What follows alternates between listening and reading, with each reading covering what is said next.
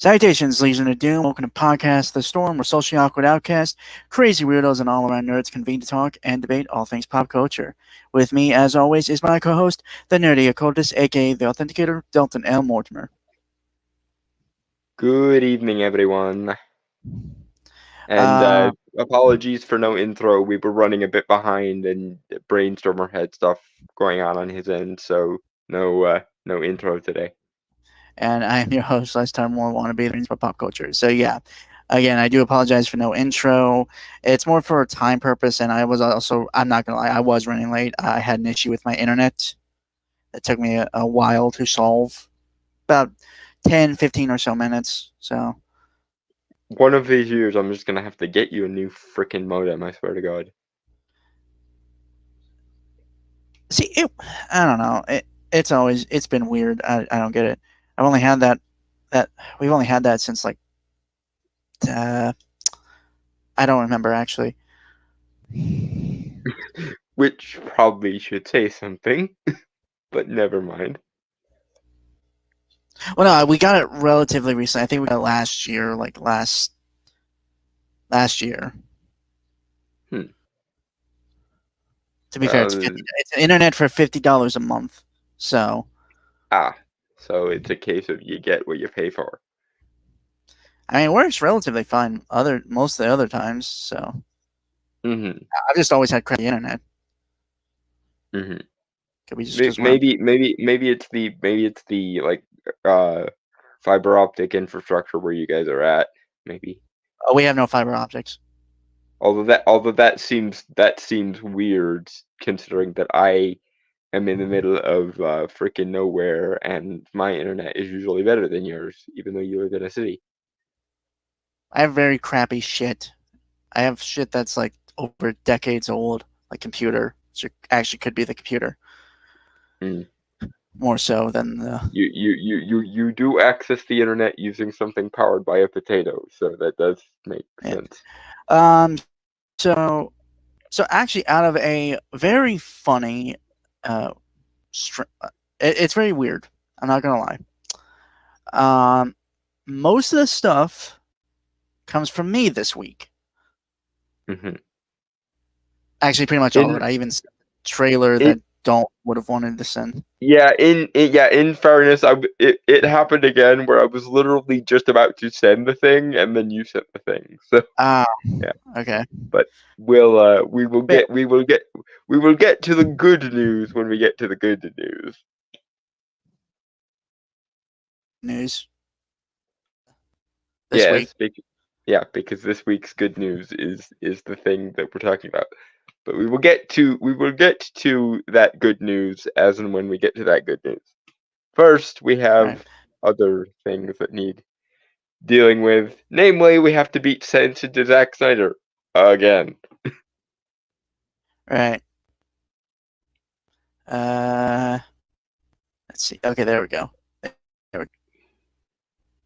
go. This was bookmovie.com.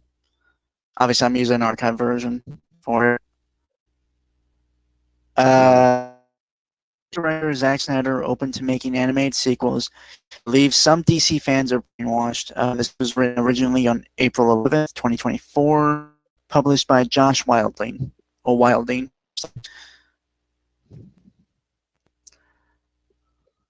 I'm of So, I have mixed feelings on this because on the one hand, I would like to see some version of this universe continue because it was DOA on it was DOA from the word go, and I just want to see something good be made of it.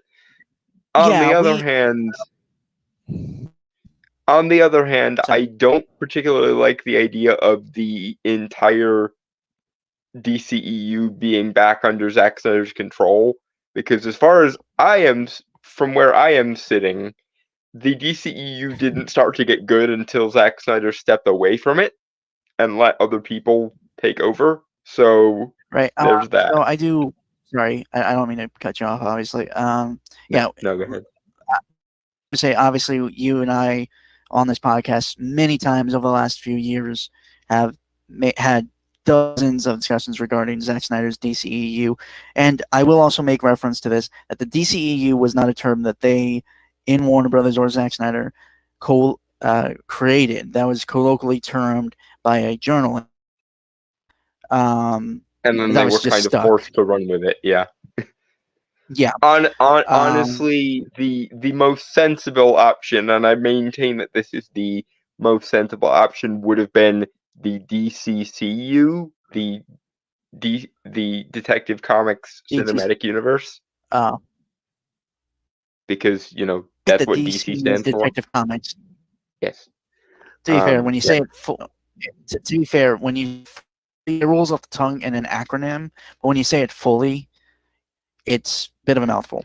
Well, that's why most people just refer to DC as DC, but because explaining the acronym entailed undoing any initialism, I was required to remind people that DC actually does still, to this day, stand for Detective Comics. Yeah, no, I know. Mm-hmm. Anyway, moving on. I was going to bring up the fact. Yeah, I had some things to mention before we continue. Or the Snyderverse. Snyderverse would have been another one. It's been colloquially termed by fans of Snyder's work and the DC projects. Though I think that's a bit self-aggrandizing, to be honest. Although he never came up with it, so I don't think it can be self-aggrandizing when it's not his doing. So self-aggrandizing.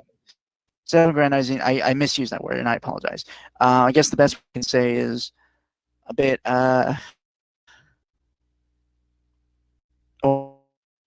be that work or self. I don't know, but in any case, the trouble with the DCEU is that there were kind of two DCEUs. There was the stuff that Snyder was directly involved in, Man of Steel, Suicide Squad 1 to some degree, and of course the Snyderverse or the Snyder cut of Justice League, right. and potentially also kind of Birds of Prey. But the what I would consider the good half of the DCEU is the part that happened after Snyder mostly had taken a backseat and or had left. Both Wonder Woman's Suicide Squad 2 with James Gunn, the Shazam movies, Aquaman, and of course Black Adam. Those movies I would consider to be both Aquamans actually, but the movies that Zack Snyder had the least direct involvement with were, in my estimation, the good part of the DCEU, and actually kind of constituted a soft reboot of the DCEU, which is why this is kind of annoying, because in a sane world, they would have just stuck with the soft reboot that was given to us by those sorts of movies. Unfortunately, they're going the hard reboot route with James Gunn instead. Right. So here we are. And again, we've had these discussions before, and obviously with us talking about this, it would be prudent that we bring up these conversations again, like these topics of conversation again. Like you said, I do agree. Like there were two very different DCEUs happening simultaneously. But I've been more of a critical of the upper echelon of Warner Brothers that was in charge of the time, mainly because it was a total shit show. They were their own worst villain, because for as much as a lot of the self-indulgent nonsense that Zack Snyder did was somewhat annoying, the full versions of those movies are still worlds better and more complete than the hack it all to pieces, cut out a half an hour and throw it back together approach that the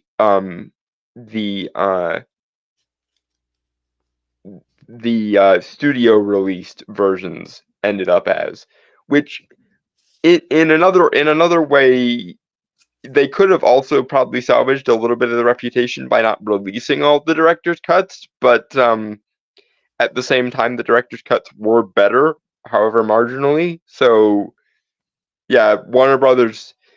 The other major issue of Warner Brothers is that they just were not that good at maintaining a universe, like a consistent universe. Right. For Yeah. example, for example, in a sane world, they would have configured it so that the Matt Reeves version of the Batman and the Ben Affleck version of the Batman could have existed simultaneously instead of having them be independent universes. And even more so, they probably should have also had Joker line up somehow with the Batman. But so they didn't. what was I? God damn it! I was gonna say something, but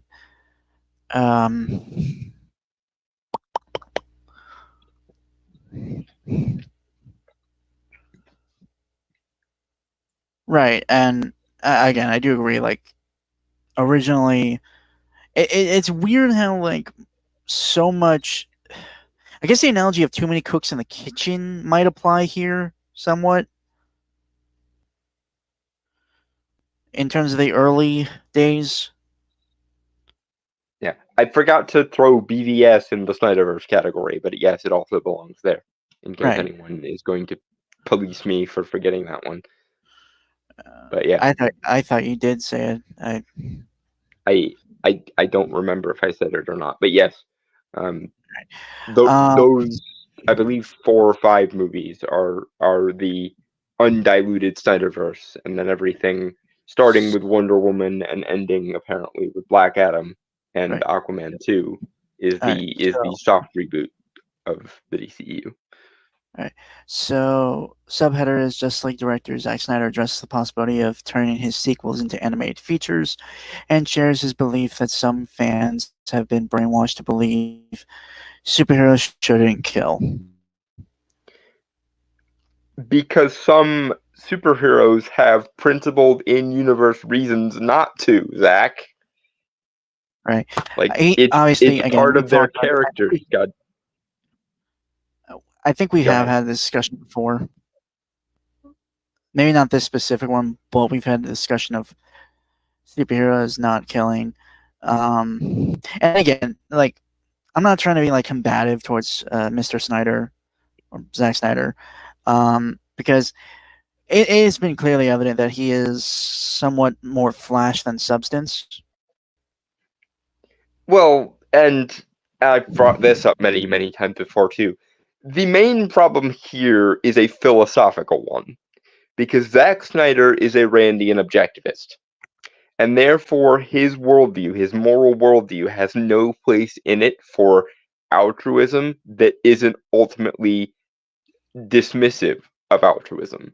He thinks altruism is either naive or stupid or the result of trauma rather than any sort of sincere and principled idealism. He finds the very idea of sincere and principled idealism to be childish, I think is the best or the most unjudgmental way I can put it.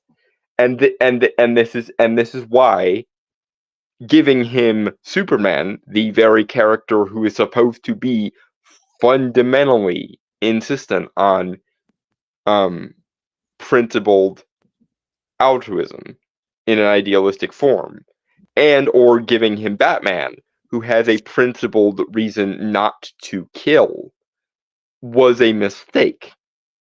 Because Zack Snyder's morality, filtered as it is through a version of Randian objectivism, because that's the other thing.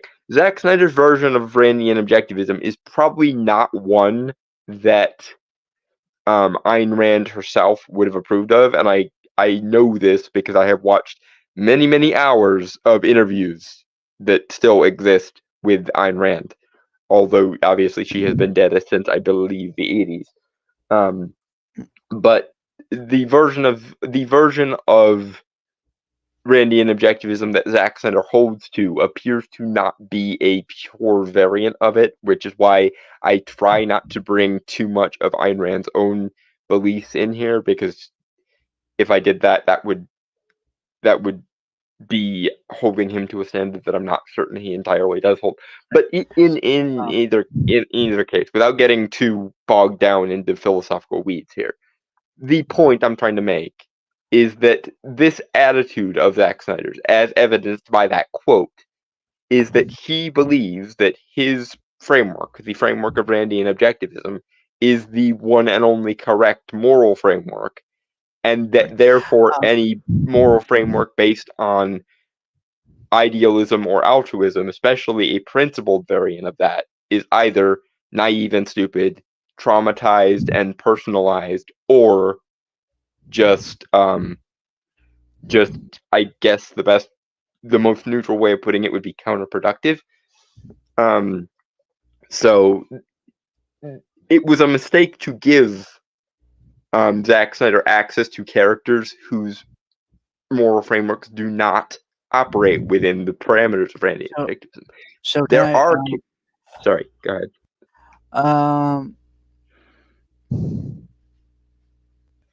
Well, one, we haven't actually read the actual article. Yeah, let's let him actually make his case before I read him the riot act that I've read him several times now.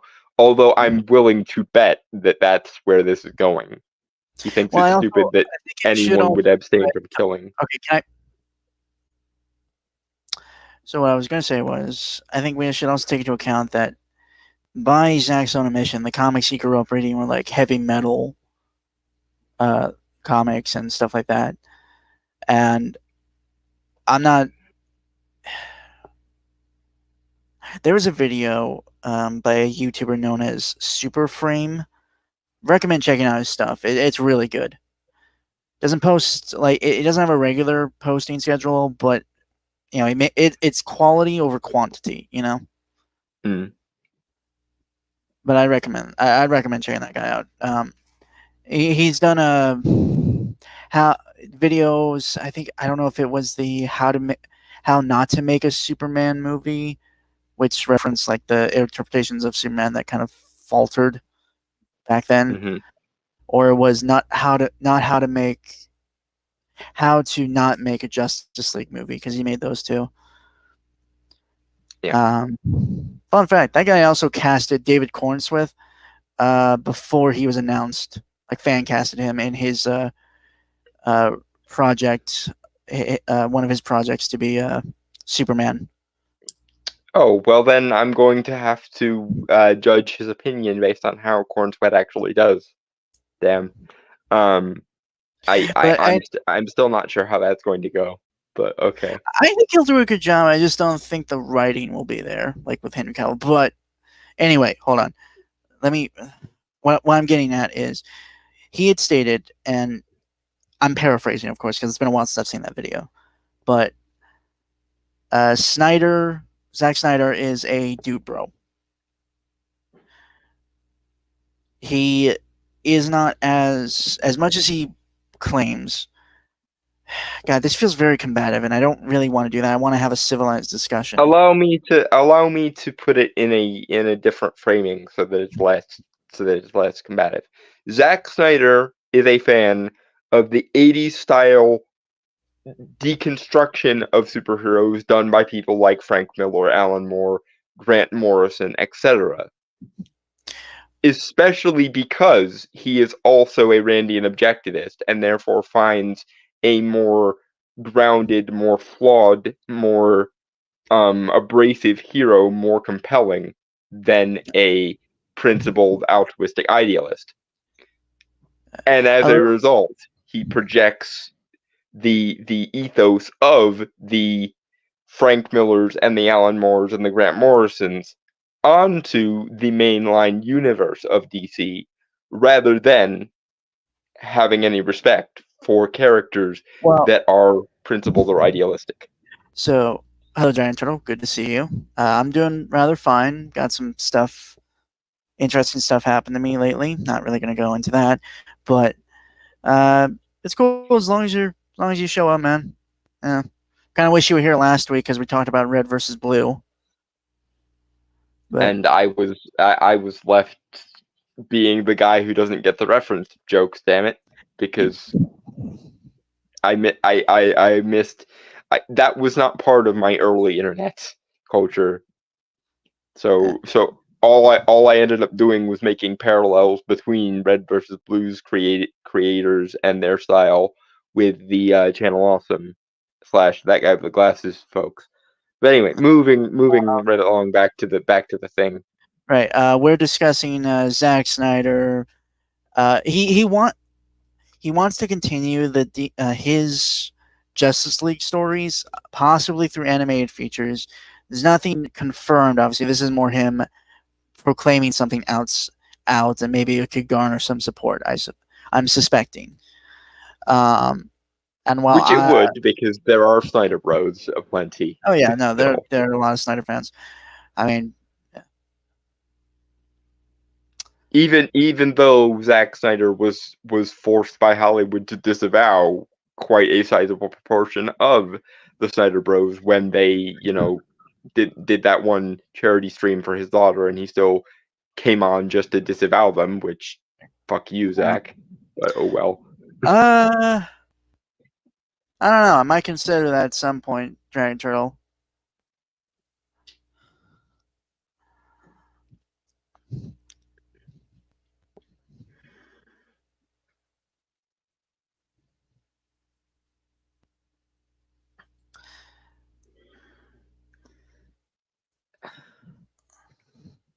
All right.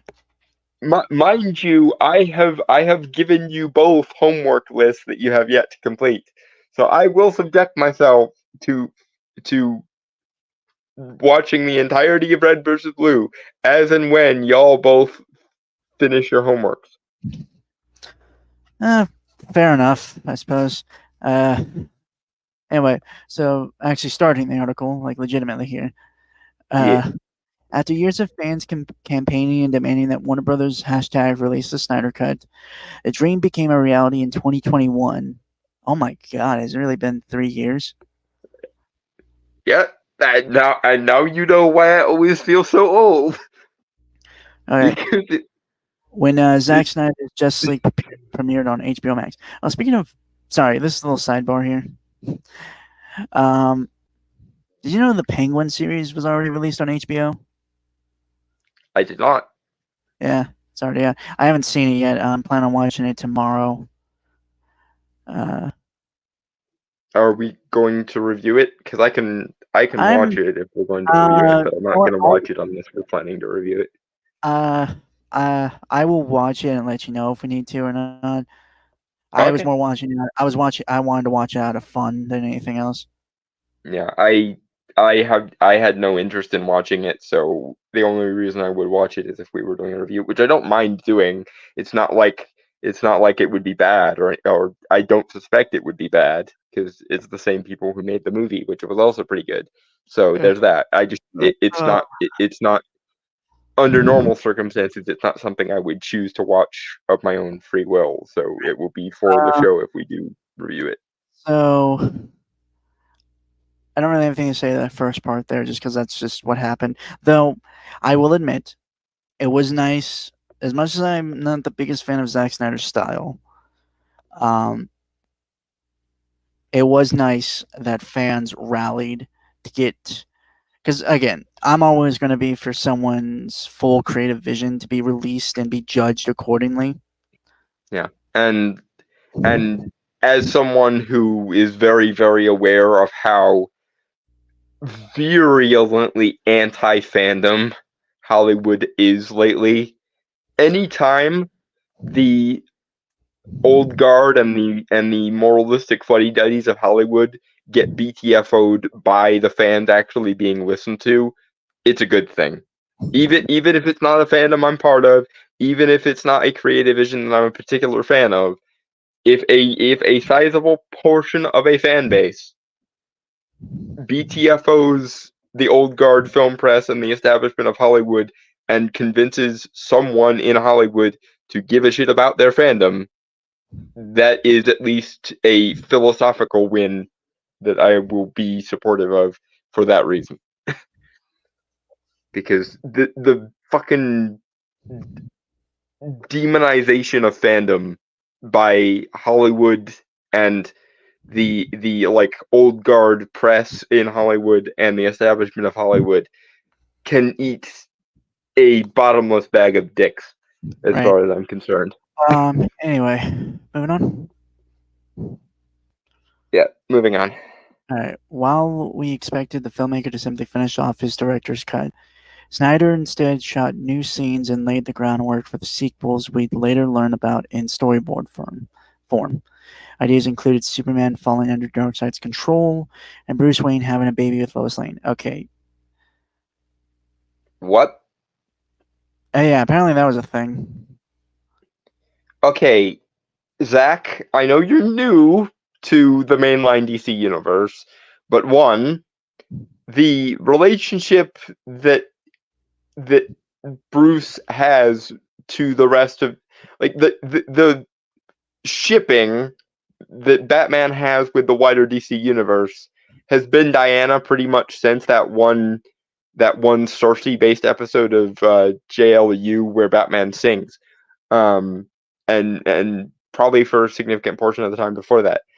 And if you're going for unorthodox pairings or unorthodox relationships, I'm just gonna play my power building quasi eugenicist card here and say, for the love of God, if you're gonna do unorthodox or atypical shippings within the DC universe, can we get a Superman and Wonder Woman pairing, please? Finally, because I don't know if I agree with you.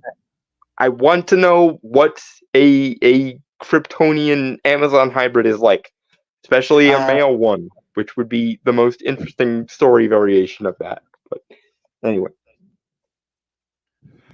I mostly go Catwoman. Granted, when she's written well and not a total bitch. well, but that's the typical ship for Batman, and obviously Zack Snyder wanted to go atypical ships. And the point I was making is, even if you want to go atypical ships, Dragon Turtle wrote in the comments, I usually prefer Batman with Catwoman or Talia al Ghul. Talia, I'm not too sure about it, to be honest. Yeah, not ever. She raped him. Fuck her. To be fair, that was a retcon on Grant Morrison's part to explain Damian Wayne, which is weird because apparently originally the child was given up to adoption by Talia, but she said she lied to Bruce saying that she miscarried, so that child could have a normal life and Bruce could continue his mission and not give it up because she knows that meant everything to him. Honestly, I'm gonna side with Grant Morrison on this one. Given Talia's character and how much she hero worships her father, the rape actually makes more in-character sense for her. That being said, fuck that entire storyline with a cosmic dildo. But more to the point, and I will die on this hill every time I need to die on this hill. Drantro didn't know that. Terry McGinnis is the superior biological bat son. To be fair, everyone always never really held. Any writer who works on writing Damian Wayne never really allows him to truly progress. Or if they do, they always end up making him a brat again. Yeah, and you know who doesn't have either of those pieces of baggage? Terry McGinnis. Terry McGinnis is the better bat son, biologically. I'm just saying, I'd be willing to give Damian a chance if he was allowed to truly grow and let things happen to him. But again, the writers and stuff, it's a whole thing. And there are times where Damian doesn't make me want to run over him with a truck, but those times are few and far between. I never felt that with Terry, and I really love the sort of ersatz way in which he's kind of the son of Bruce or Batman and Amanda Waller, kind of in a weird sci-fi sort of way. And even given that both Terry and Damian both have their weird sort of Batman type relationship drama attached to them.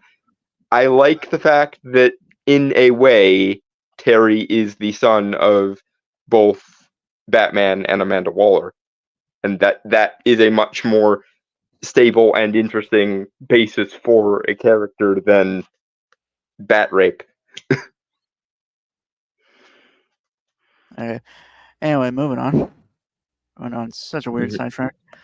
Even before DC Studios was formed, the odds of those follow-ups happening seemed slim. Now it feels completely outside the realm of possibility, though there are plenty of Snyder fans who hope he can finish the story as a comic book or animated feature. You know what's weird? Even the MCU did tie-in comics. I think even Man of Steel had some tie-in comics originally, like They prequel did. stuff. I believe, yes, I believe you're right. I don't remember any of the Man of Steel comics, but I think they did exist. Apparently they had Kara Zor-El in there. Okay, that's news to me, but all right. Honestly, the thing with the tie-in comics, and this is something I particularly first noticed in the Doctor Strange 1 tie-in comics, because of course that's where I would first notice it. They tend to put stuff in the tie-in comics that probably would be better off in the movie to make the characters' motivations more salient and stuff. So, like, it does, like, I'm not against the idea of tie-in spin-off comics, but most of the time the tie-in comics just, like, were the first, like, 4 or 5 scenes of the movie that for some reason they didn't put in the movie, but instead put in the tie-in comics. Like the backstory for Caecilius in the case of Doctor Strange 1's tie-in comics would have made him a much better and more sympathetic villain if those scenes were actually in the movie. Much like a lot of the deleted scenes from that movie, because a lot of those scenes had no reason to be deleted whatsoever. But that is a hill which I will also die on whenever it comes up.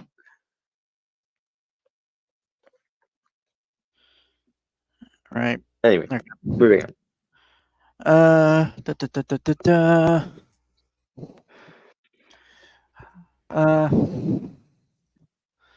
That would be one way to silence the hashtag restore the Snyderverse movement anyway.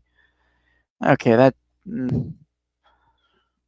Again, the visceral hatred for fans getting what they want is noted, and fuck it. All right.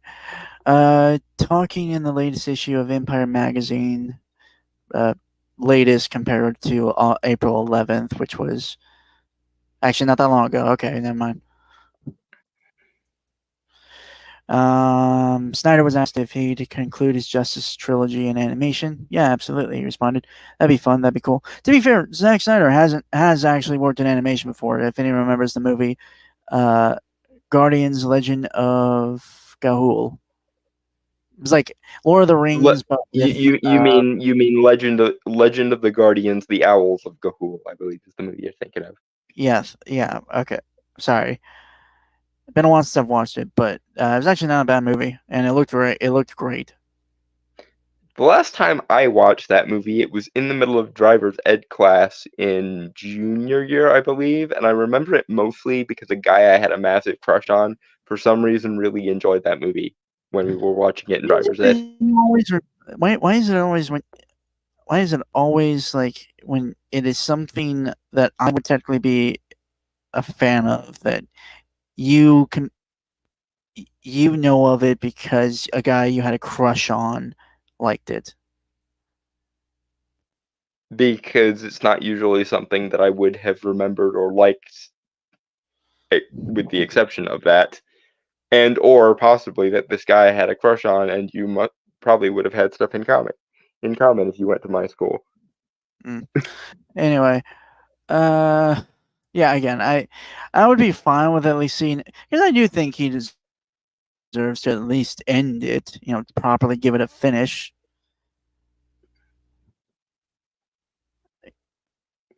And And again, even though I don't particularly like a lot of Zack Snyder's creative choices, and I really don't like reducing something that was in live action to spin-off animations for no good reason. Okay. Unfortunately, that is the best way to handle it in this case. What? And once again, anything that vindicates fandom and fucks with Hollywood, I'm in favor of, in principle.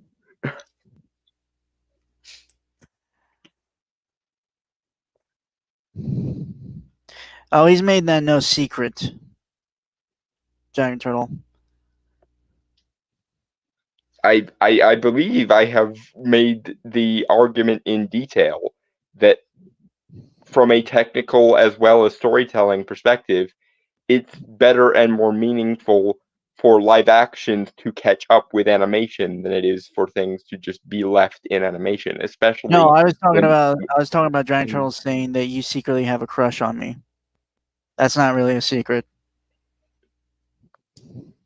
I mean, I couldn't possibly love you any more than I already do, so I don't think you have to worry about that.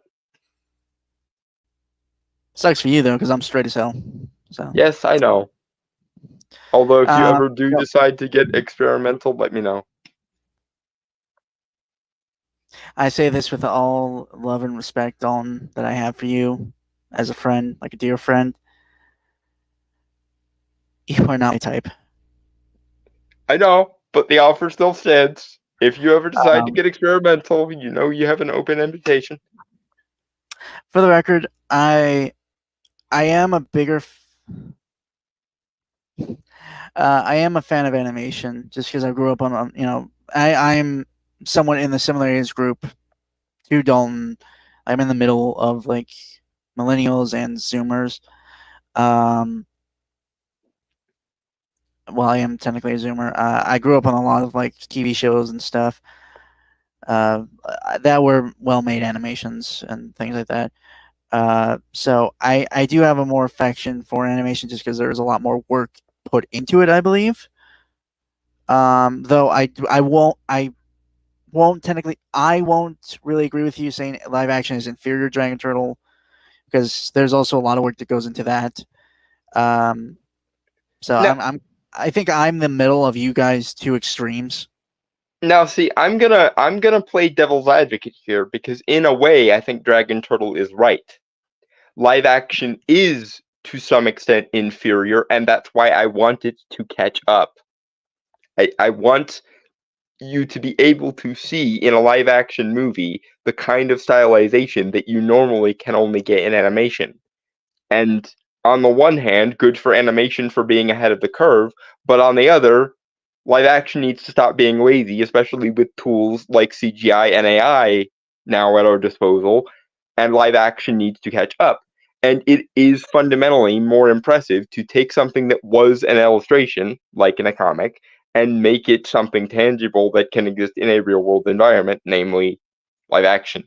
So that is Uh, why I am an advocate for live action adaptations of specifically comic books, especially, or large scale sci fi or fantasy, especially, because I want people to make better use of things like CGI and AI to bridge the gap between live action and animation so the stylization we see in animation can be replicated in live action because there is absolutely no fundamental reason why it shouldn't be or can't be. It's just we don't yet have the stylization, we don't have the visual language yet to translate something that can quote unquote only work in animation into live action. Hence, uh, we should force live action blockbusters, especially, to catch the fuck up with animation. or at least put more effort in, like they did almost like a decade or so ago. It does baffle me that if you compare the four Matrix movies, the three that came out almost 20, actually more than 20 years ago now, actually look better and more recent in terms of technology than the one that came out only a couple years ago. Yeah. Strantrel says, and I'm gonna read this, and you can have a you can bring up your point, Dolan. But I do recommend just because we're still in the first article. We got other stuff to talk about. Yeah, we do have stuff to do, especially the last thing, because the last thing is good news, and Yeah. goddamn, do we need good news? All right, so part of it is also just my opinion that seeing real people is overrated, and actors and actresses are too focused on having them stamped on everything, like their face plastered on the thing.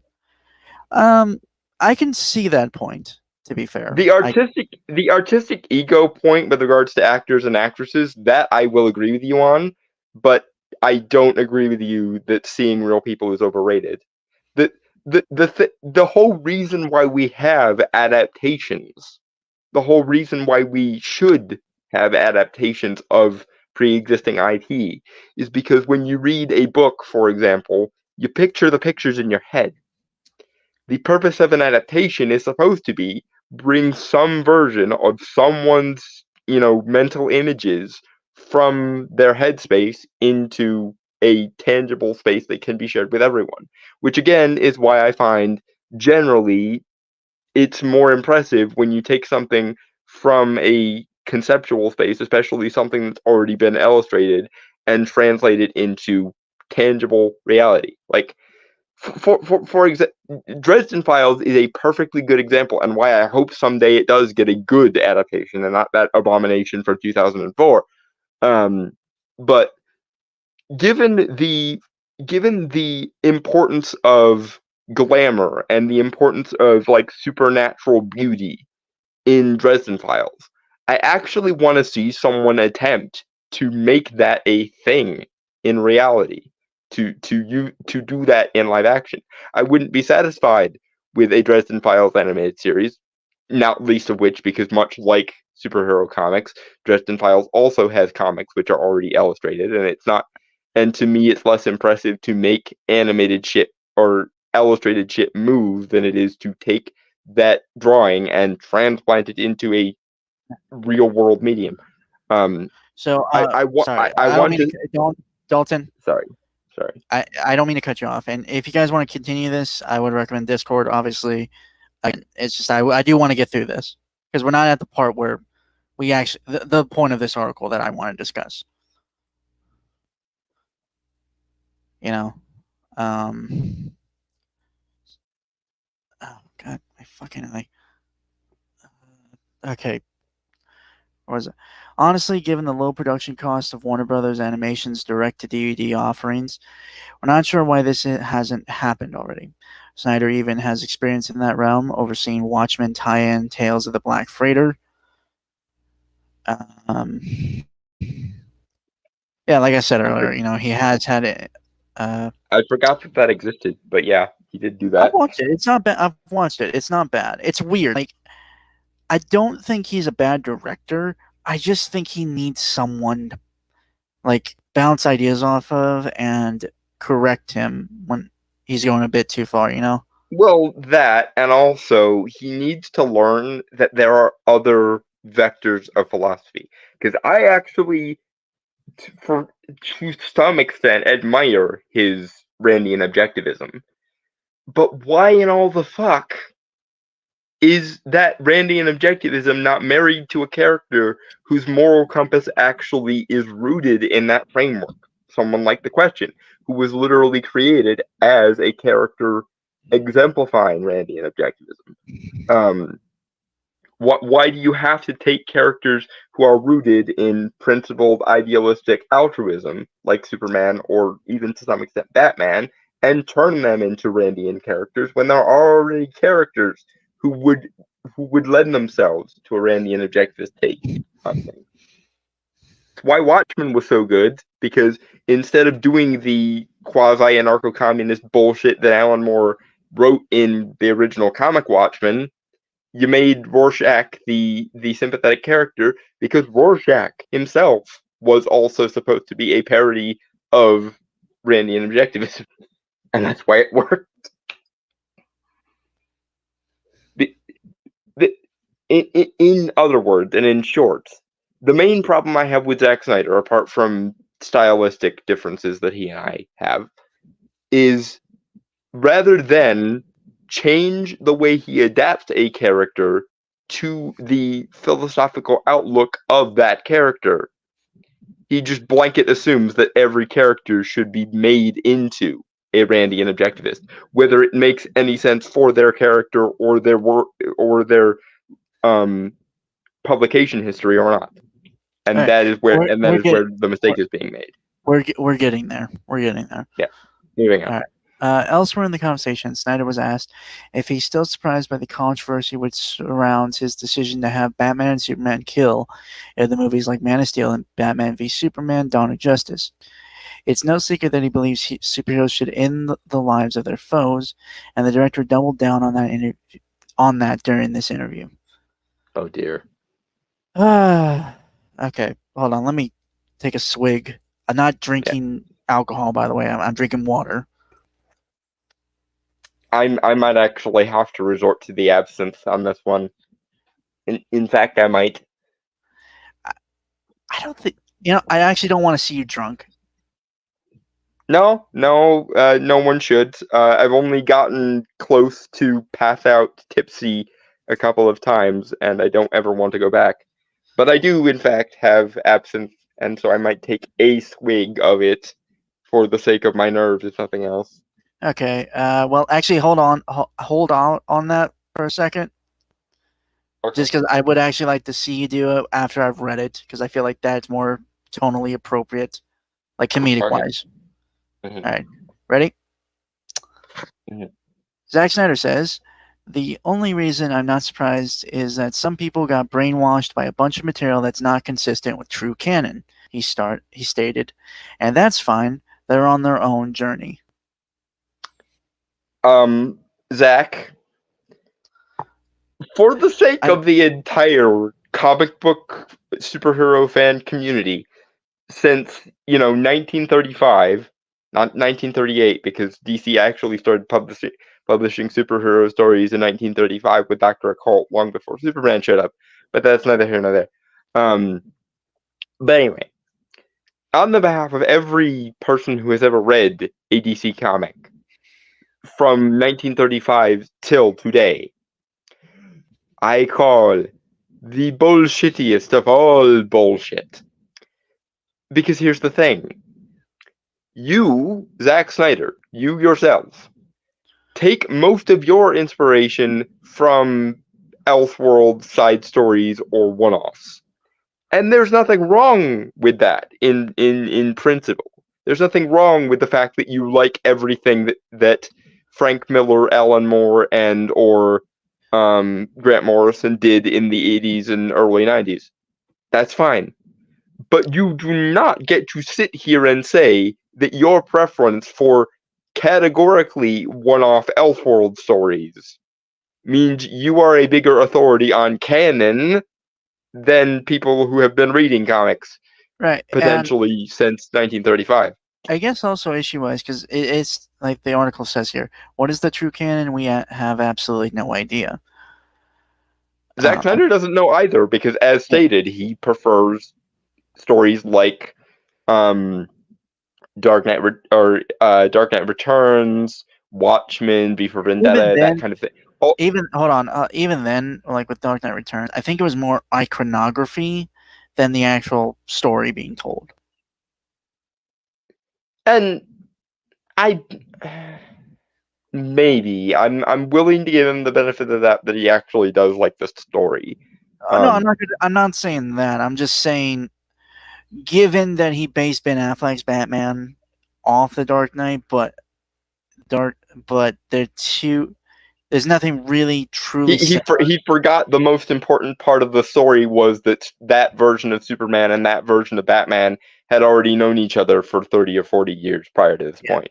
So and that story really only does work because there is supposed to be a long and storied history of these characters going at it. You can't just have these characters act this way on their first canonical meeting in the DCEU, because most of what made that story work is reliant on the pre-established character history of them. Right. But I think also the issue with what he had stated, right, was claiming that people who are against the idea of those heroes who, for a very long time, and I'm not going to lie, their Golden Age counterparts are vastly different because they were like it was, I guess you could say, almost first drafts a bit. Well, yeah, and the characters did grow over time in the Golden Age. For example, the original Superman couldn't fly; he could super jump. Mm. And that super jump power eventually evolved into Into flight flying.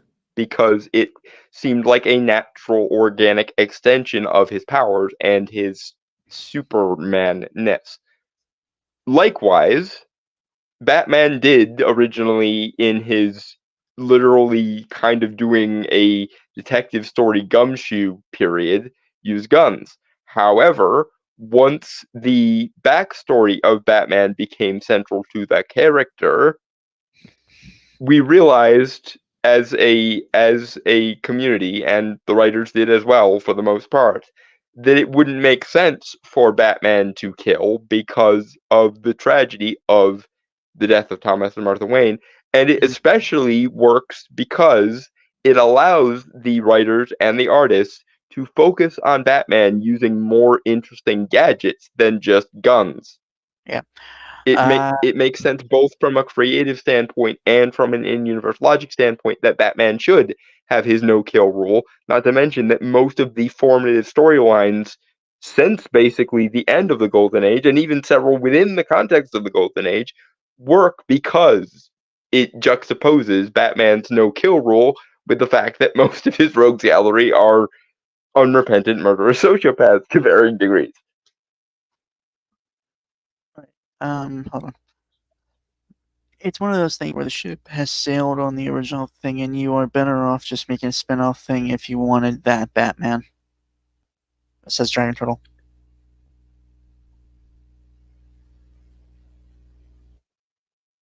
Um, well, it's not even necessarily the ship has sailed. It's that once people who were behind the character sat down and thought about it, they thought to themselves, "Now wait. One, it's more interesting to have Batman fight with various gadgets and batarangs. Two, as an in-universe component, wouldn't he be rather hesitant to use lethal force on people, given that it was lethal force that got him in this mess in the first place?" To Yeah. which the answer is Uh, obviously yes. uh, but kind of circling back again, obviously, is saying that people are brainwashed by a bunch of material and saying that's one, not giving an example of what true canon is or explaining your terms, but also making this not projection, uh, Proclamation. thank you, this proclamation without any basis. Yeah, thank you, Drento. All the Brainwash is while, you yourself prefer Elseworld stories, by the yeah. way, but never mind. Thank you, Drento. Brainwash is such a loaded word here. Yeah. And don't get me wrong, I'm sure there are fanatics in terms of DC that get super, like, even more so than us, but we're just saying, like, I mean, I think we're fine, like, if you take certain elements and change them up a bit so they work better in the context of the story you're writing. But Or if you give a reason for the change, if you give yeah, an explanation as to why the change works for that character. For um, example, a non-Batman, non-Superman example. For the longest time, Green Arrow didn't have any real political leanings whatsoever.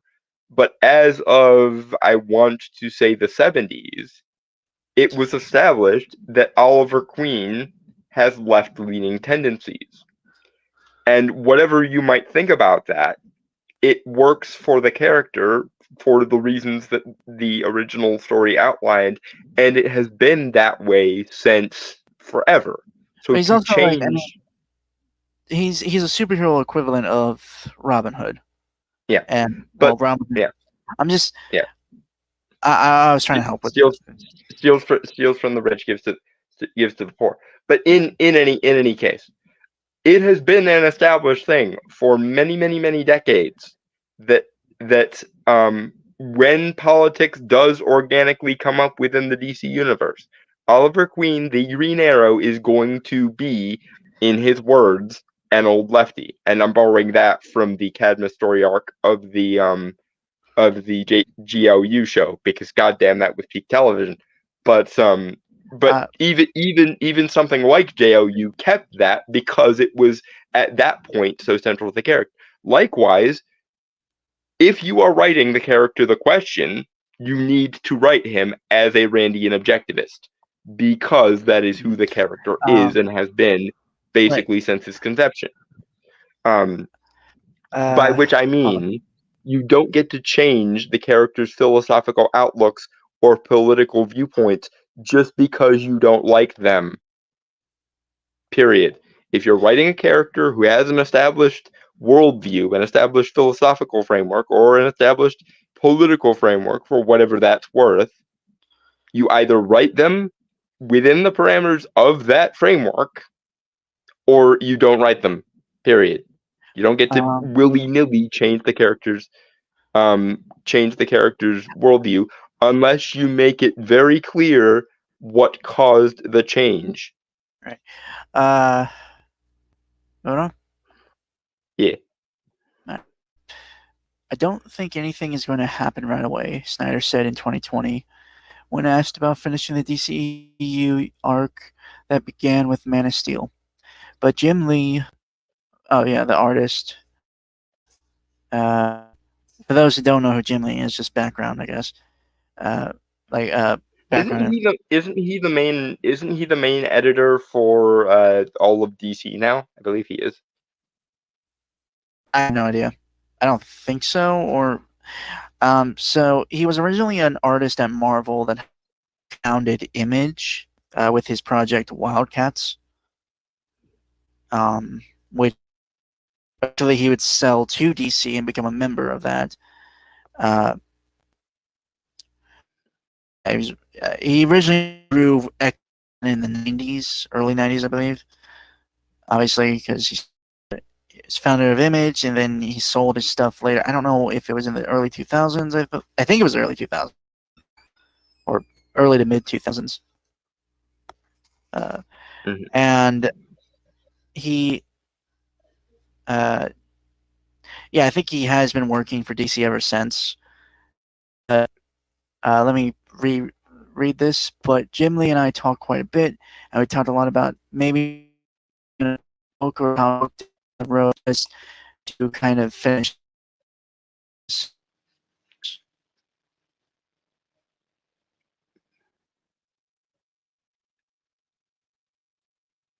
I mean, again, I would have no problem in principle with him doing it, and anything that is in favor of fandom and not in favor of Hollywood is something that I am in favor of in principle. That being said, I don't think Zack Snyder fully understands I don't think he understands the metaphorical guns he's playing with, and I don't think he has much respect for any character who isn't a Randian objectivist and will force Randian objectivism into characters that it doesn't make sense with as and when he is given those characters. Which is why, if Zack Snyder ever takes on DC in live action again, in the big blockbuster scene, I want him to do a Question movie. Because the Question is a character who is already pre-rooted in Randian objectivism, and therefore there's no need to alter him. There's no need to write him out of character or come up with some bullshit backstory to make him a Randian objectivist type character. Right. He's already a Randian objectivist type character, so Zack Snyder's sensibilities will already lend themselves to it. Because that's the other option. If you won't get out of your philosophical comfort zone to write the characters as written, then at least restrict yourself to characters that your perspective already makes sense with, so that you don't have to break the entire conceit of the character to make the character work for you.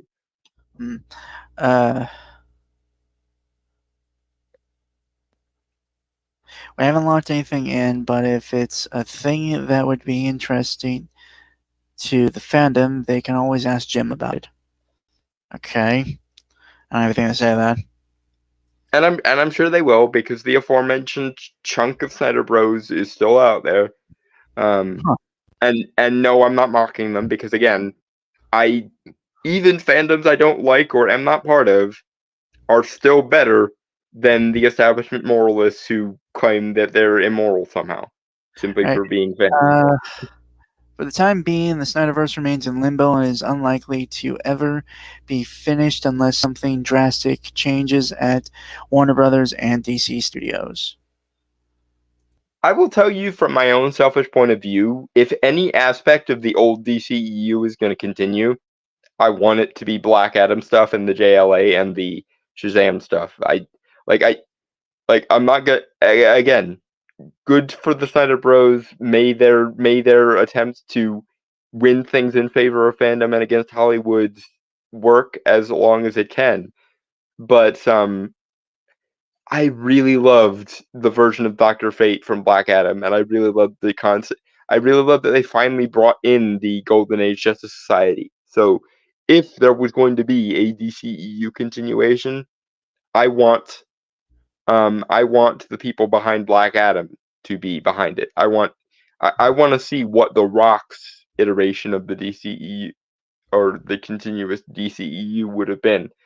Especially, I want a fucking period piece Doctor Fate trilogy, because goddamn, Doctor Fate was awesome, and he was so awesome that he convinced people who didn't know who the character was that he was awesome, which left people like me, for whom Doctor Fate has been their favorite character in all of comics pretty much since I was like 12 or 13. Doctor Fate has been my favorite.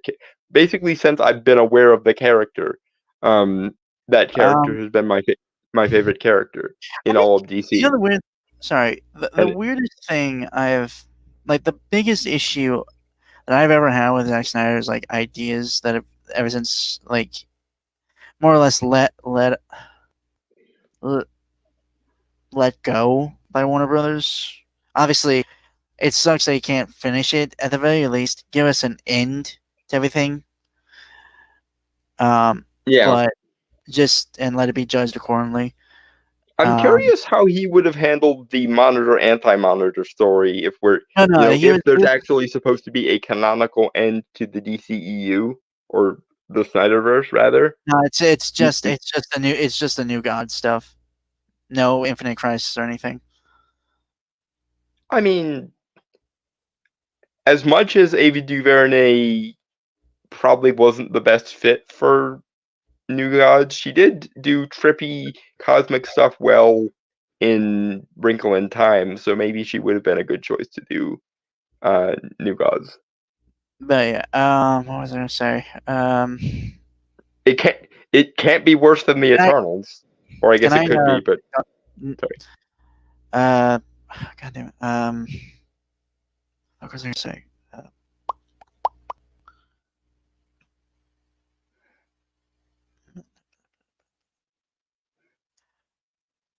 I guess, yeah, one of the major things. I don't know. I think we covered it last year. Um, obviously, was the one like where like he said you're living in a fantasy world. You know, our superhero shouldn't. You know, if you think our superhero shouldn't kill you, you're living in a fantasy world or you're dreaming, which just more or less proves his more outlook of life, which is kind of sad. Um, and also the whole it was this was last year we covered it. The other thing I was talking about was a while back, like kind of around when we really were starting, I think. Um, but the whole like the Amazons and the Greek gods were former Kryptonians.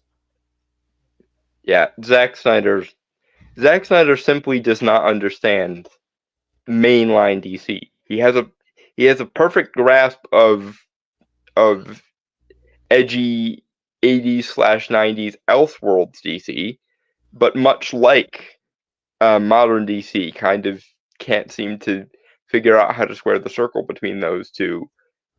Zack Snyder, it seems, doesn't even have an interest in squaring that circle because, primarily, he does not have a respect for principled idealistic altruism. And so, because he, Zack Snyder, thinks that Randian objectivism is the one true morality, he has to project that onto characters that do not hold it or would not hold it, just to basically jerk off his favorite pet philosophy. Right. Which ironically, I noticed I noticed this recently when I was arguing with someone in the comments about the merits of Man of Steel's "we need to give him a reason not to kill" philosophy. The thing that interests me about Zack Snyder, especially in relation to Man of Steel, is that unironically, he seems to side with Lex Luthor, because in the comics, Lex Luthor's argument against Superman's goodness has always been he must have a cynical, self-serving reason to act this way, because no one that powerful could also be that altruistic or naive, quote unquote. So that should tell you right there what's wrong with Man of Steel. You gave Superman to a guy who philosophically is more aligned with Lex Luthor, unironically, than he is with Clark Kent. Anyway, next. As I said, we're not done talking about Zack Snyder, or specifically people who have talked about Zack Snyder. I found this. I found that very disturbing. Kevin Conroy was not a fan of what one Zack Snyder movie did to Ben Affleck's Batman. This was written by, I'm going to butcher this name, and I'm so sorry, Ankita, and apparently has been reviewed by Rishaba, I think is how you pronounce it. And again, I'm sorry, I don't do names well. This was originally published by Fandom Wire on April 10th, 2024.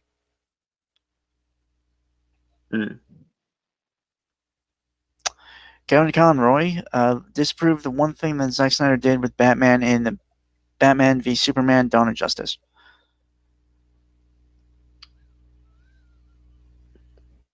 I'm curious to see what it is, because I'm half tempted to just immediately go, no context needed, the GOAT is right, but...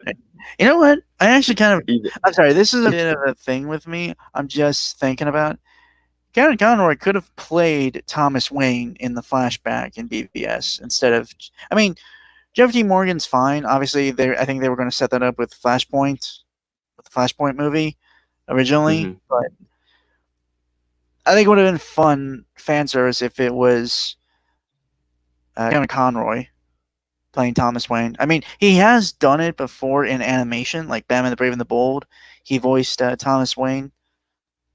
And he also voiced the Phantom Stranger in Chill of the Night, which was interesting because they had Mark Hamill voice the Spectre.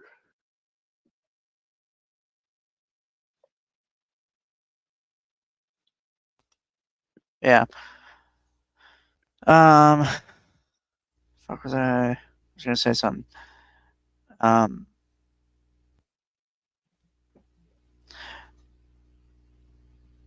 I lost it. Sorry.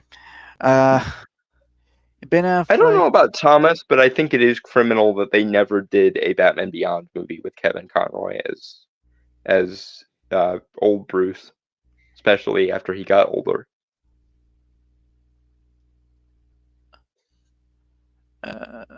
In Ben Affleck's Batman, there were some things that the age-old voice of Batman, Kevin Conroy, found very disturbing. No doubt the real fans of Batman's idealism were seriously disappointed with the Dark Knight crossing his boundaries just because of the script. More than being a superhero, Batman is a name that's almost a synonym for justice. I mean, that's not wrong. In the world of superheroes, Batman's fame is second to none. One of DC's most respected characters, Batman has not only won the hearts of superhero fans, but he has also inspired a lot of them with Christopher Nolan's trilogy based on Batman. People understood the character better, and what followed was beyond valuation. or imitation? I don't know if I would immediately jump to Christopher Nolan. I would have jumped to Tim Burton and Michael Keaton first if you were going to jump anywhere other than Kevin himself, because let's face it, Keaton and Burton might have basically laid the foundation for Batman the Animated Series, but Kevin Conroy is the voice of Batman forever and ever and always. I don't care about any opposition to the contrary there. He is Batman, and I will forever believe this until the day I die, or until someone comes along who does it better. I don't know how you could possibly do it better, but I would leave open the possibility that it might happen.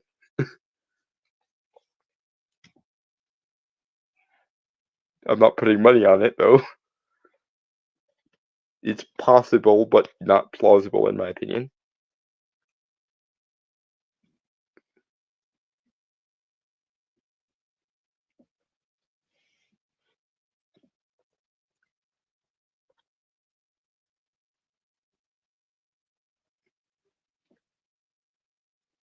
Do we lose Brainstormer?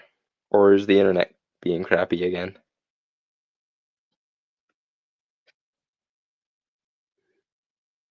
I'm here. Okay. Yeah, sorry, I left for a second. No problem. I just wanted to make sure that the internet didn't die. Yeah, that's fine.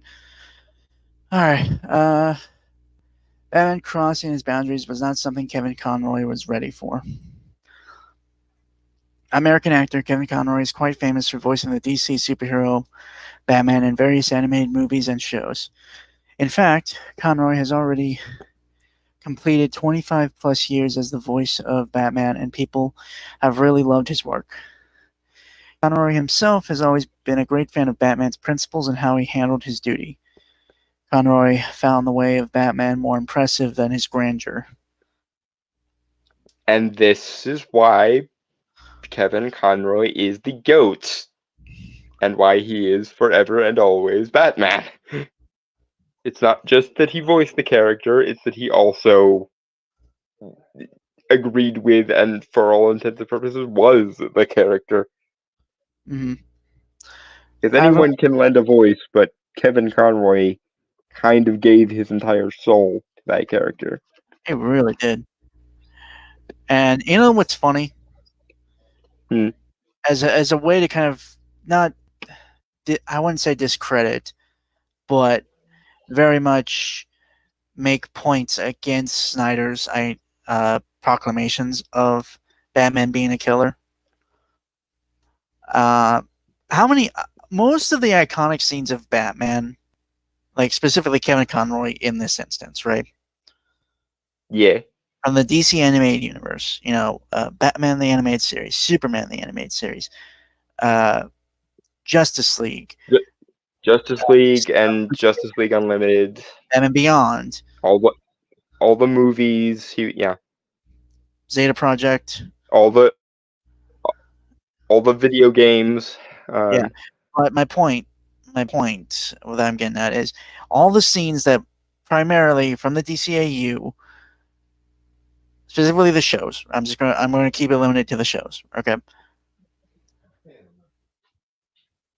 The scenes that stand out the most that I have seen ad nauseum, repeatedly used to defend Batman, like to discredit Zack Snyder's claims of Batman being a killer, right? Are the scenes that show his humanity, his compassion. Because as we've talked about Batman before, and like in this type of discussion, but as flawed as he is, and he is flawed, he can't really. He always has this inherent need to control things, because he is extremely traumatized, right? Mm-hmm. But even besides the point of him making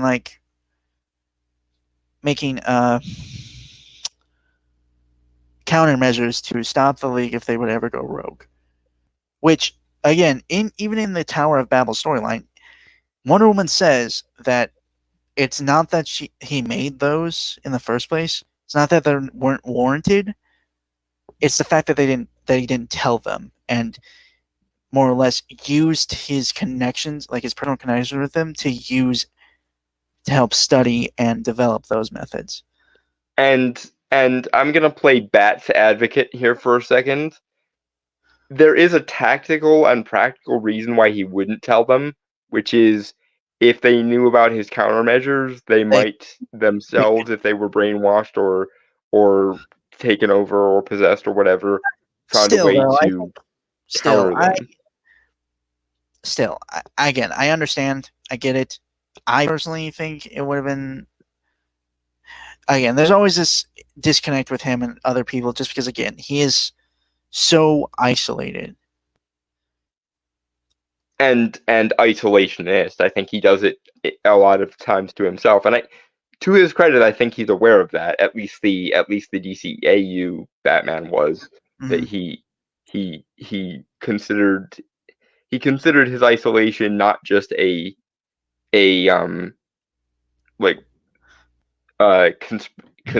conspiracy of circumstances, but actually did it to himself on purpose so that he could be, in his opinion, better. And to kind of put a bow on this, the scenes I've always seen are his scenes of compassion. He's not devoid of humanity. Honestly, he is the one that is constantly fighting to keep his humanity, given everything he faces in Gotham alone. Let alone the fact that most of his peers are various degrees of superhuman. Yeah. And ironically, well, again, DC's whole thing is gods among men, or gods becoming human. The intrinsic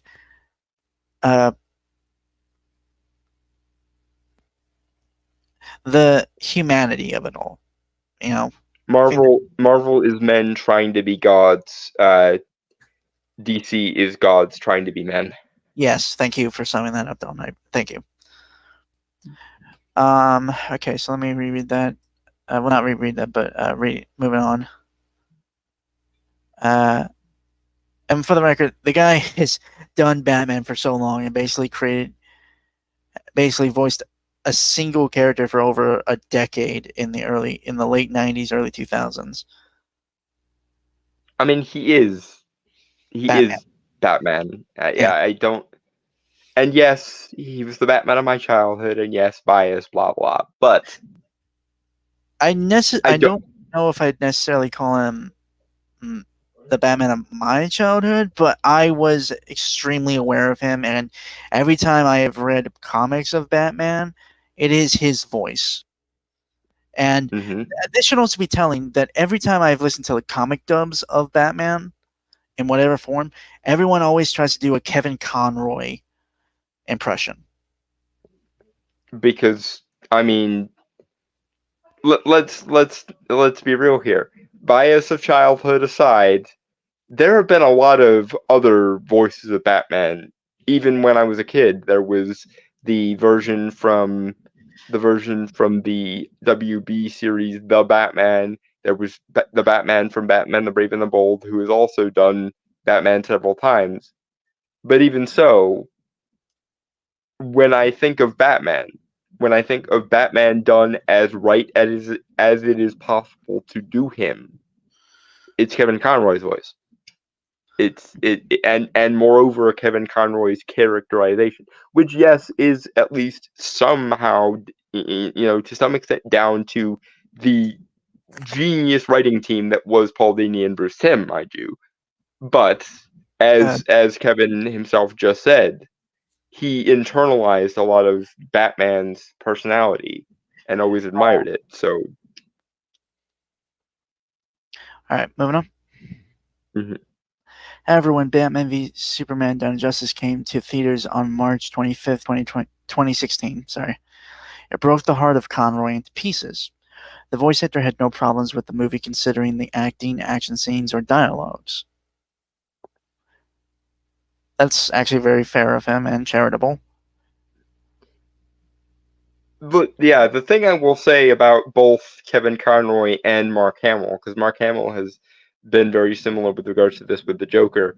They are willing to countenance other versions, but much as with Mark Hamill's opinions on the Joker, I think if any, well, I guess in this case, formerly living person, because God damn it, Batman left the world too early, but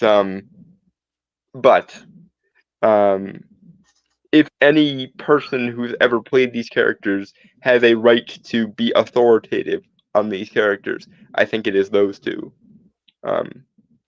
Mark Hamill on the Joker and Kevin Conroy on Batman.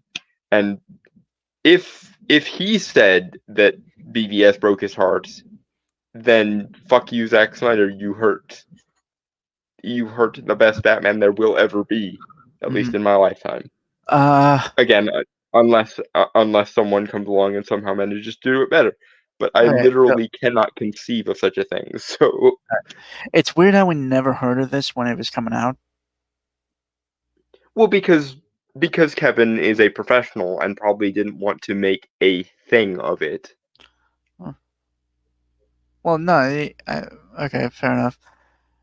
What really got him worried was how Ben Affleck's Batman, or Ben Affleck Batman, went out of his way to accomplish his goals. In an interview with Starburst magazine, Conroy mentioned clearly that he was disturbed after seeing Zack Snyder's Batman killing common people and trying to murder another superhero. Yeah. You weren't alone, Kevin. We were all there with you because, one, I think for a lot of us, you were the basis of Batman. Yes, also Michael Keaton, but definitely Kevin Conroy more so, I think, than Michael Keaton. At least for me. Alright, here's the quote. I personally love the fact that Batman doesn't kill. He arrests people and puts them in Arkham. That was always a line that Batman wouldn't cross that I loved. I found that very disturbing in Batman v Superman. Conroy further said that he didn't find Batman going on a murderous arc necessary. He believed it was just something the writers and director decided to do. Well, the voice of Batman has spoken, so I think we can, as near as objectively as possible, confirm that it was incorrect for Zack Snyder to do that. What was the real deal in Batman v Superman Dawn of Justice? Zack Snyder's Batman v Superman Dawn of Justice was one of the most anticipated movies of all time. Superhero fans always wanted to see a duel between the two most popular DC characters. Or no, a duel between the two most popular DC characters. Who would win a battle between the two superheroes was always an interesting question. I don't think so. I'll be fully honest.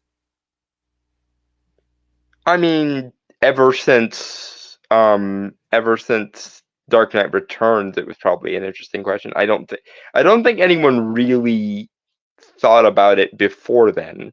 The whole reason it became a such a lasting thing within the fan subconscious, basically the fan collective unconscious, is because it was done so well in Dark Knight Returns. That being said, and the thing that Zack Snyder missed out on is that would not have worked on their first meeting. It only makes sense in the context of these people have known each other for 40 or 50 years and have had time to A, get to know each other, and also B, crystallize their philosophical oppositions to each other. That's the whole point of the speech between the speech that is probably the most iconic part of Dark Knight Returns. It's essentially Batman airing his grievances about how occasionally too good for his own good Superman is. Right. All right. Fans were generally overwhelmed when the movie was announced. Snyder presented Ben Affleck as an aggressive version of the original Batman in the 2016 movie. Comparatively, a more hot-headed knight, Ben Affleck saw Henry Cavill, Superman, as nothing more than an existential threat to humanity. In Dawn of Justice, Batman refers to Superman as a potential alien threat who needs to be eliminated. This was the reason why Batman strongly wanted to eradicate the presence of Superman. It has to be noted that Affleck's Batman had no compulsory need to kill innocent civilians, or so says Kevin Conroy. I mean, no, did he say? I don't think he said innocent. Just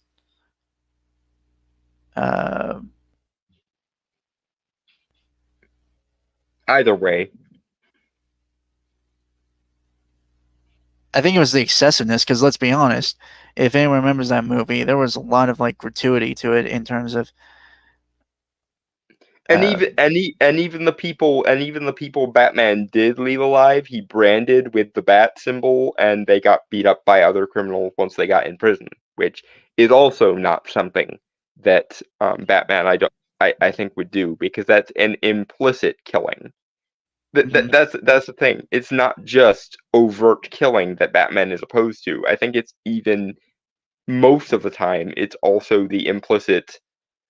For example, in Christopher Nolan's first Batman movie, Batman Begins, there is a moment that I think does violate the spirit of Batman, if not necessarily the text of Batman, which is the whole I might not I can't kill you, but I don't have to say you either thing, which is against Batman's code as well. I don't think it is just well, as long as I'm not the one pulling the trigger impulse. I think it is genuinely the death of this person is not the answer impulse. Most of the time, that's how it's written. Mm-hmm. Okay. Batman the Animated Series and Batman v Superman: Dawn of Justice are available for streaming on Max. I'm just gonna say it. One of these is a much better use of your time, even though it's longer. Like, revisit the entire DC animated universe while you're at it. It's good television. All right. Give me one moment. I'm going to mute myself real quick. Mm-hmm. Yeah, Dragon Turtle. I think, if not necessarily rehabilitation, I think, because I don't think necessarily that Batman is opposed to the idea of life in prison as long as they're alive. But I definitely think Batman would probably lean more towards rehabilitation. I don't know if it in and of itself is his end goal. I mean, he does in the animated series. He's a member of the board of Arkham. Which, I mean, given how often Batsy uses that as a basically dumping ground for his rogues, that's basic. I think that's probably basic responsibility at that point. But also, I think people often forget is that Batman. Like, I think the people who often argue that Batman should kill people, like even if it's the extreme ones, like the supervillains,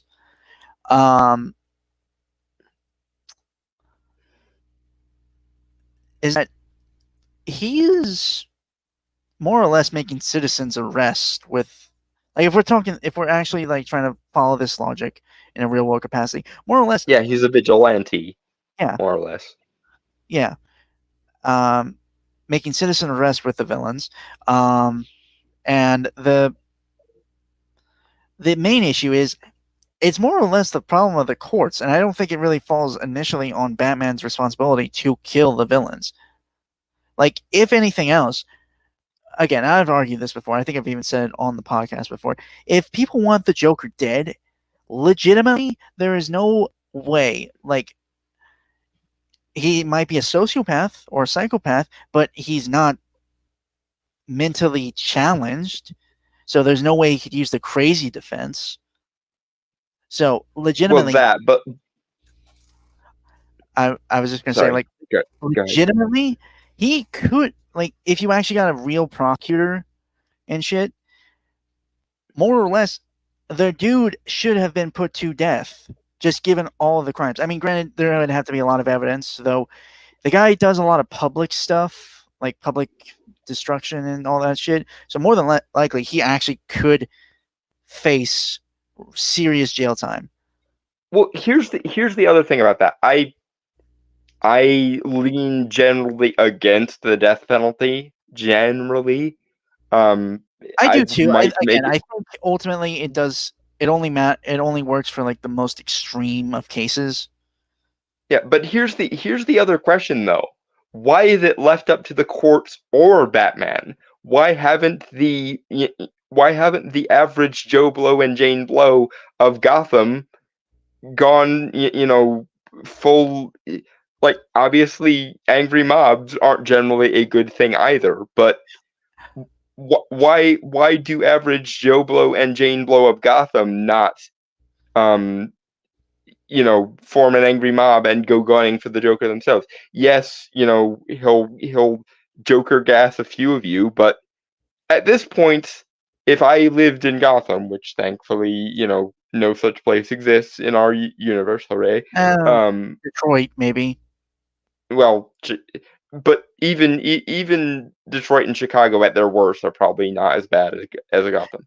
But even so, if I lived in Gotham in the DC universe, at some point we have to ask ourselves the question: okay, Batman has his no-kill rule, fine, that's all well and good for him, and the courts are completely useless because, let's be real, the courts being useless is something that all cities, even in the real world, have to deal with. So, why do we, the people of Gotham, not have any more responsibility to do this ourselves if we want the Joker dead? Because Giant Turtle does bring up an interesting point. Well, then you run into the problem. If you and the boys could get strapped and deal with Batman's #1 nemesis, why do we need him? Well, because it is usually better to have Batman deal with people. But in the case of, and mind you, I'm not even saying that the people of Gotham should do this. But I get annoyed whenever people in Gotham bitch at Batman for not killing the Joker, or bitch at the courts for not putting the Joker to death, or locking him up in some hole and throwing away the key.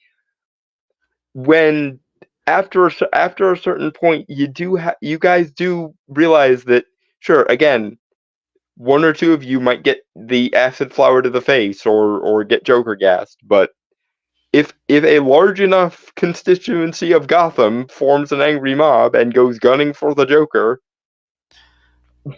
knowing full well that the policemen are probably not going to stop you because even the police have got to be thinking to themselves, "Let's kill this fucker already." Right. Which, by the way, also that. Yeah. Sorry. No, please finish the thing. Yeah, but even that's another question. You don't want to leave it up to civilian justice. Fine. Why are the rank and file policemen of Gotham not liable for? Okay, Batman has a principled moral reason not to do this, but we, the rank and file policemen of Gotham, have guns. We could just shoot him in the head the next time he gets arrested. Well, there are a lot of reasons why police don't, obviously, that legally wise. I mean, granted, Joker puts himself in so many situations that it could be just logical to shoot him, like in hostage situations and stuff. But again, I think we can all agree, at the very least, it does not ultimately fall solely on Batman's shoulders to kill his rogues. Yeah, not only shouldn't he morally be allowed to do that, but at some point, when is the rest of civilization going to show up? Like, he does most of the heavy lifting with all the super criminals, and we should certainly be grateful for and use him for that. But the Joker does not have any superhuman powers, so far as we know, unless you go with the whole Lazarus Pit backstory. So he is just a gangster, and not even a particularly physically imposing or muscular one. So for cases like the Joker, where there is no superhuman or super genius element at play, really. Um, couldn't someone else take the metaphorical or possibly literal bullet on this one? All right. Um, although apparently I have just a headcanon everyone's accepted about Gotham that I've come across relatively recently. The housing market there is extremely cheap, which is why there are It so would be few people living there. Yeah, it would be cruel otherwise because the property values of Gotham, except for maybe Wayne Manor, have to be in such the shitter. Which also might be how Bruce uh,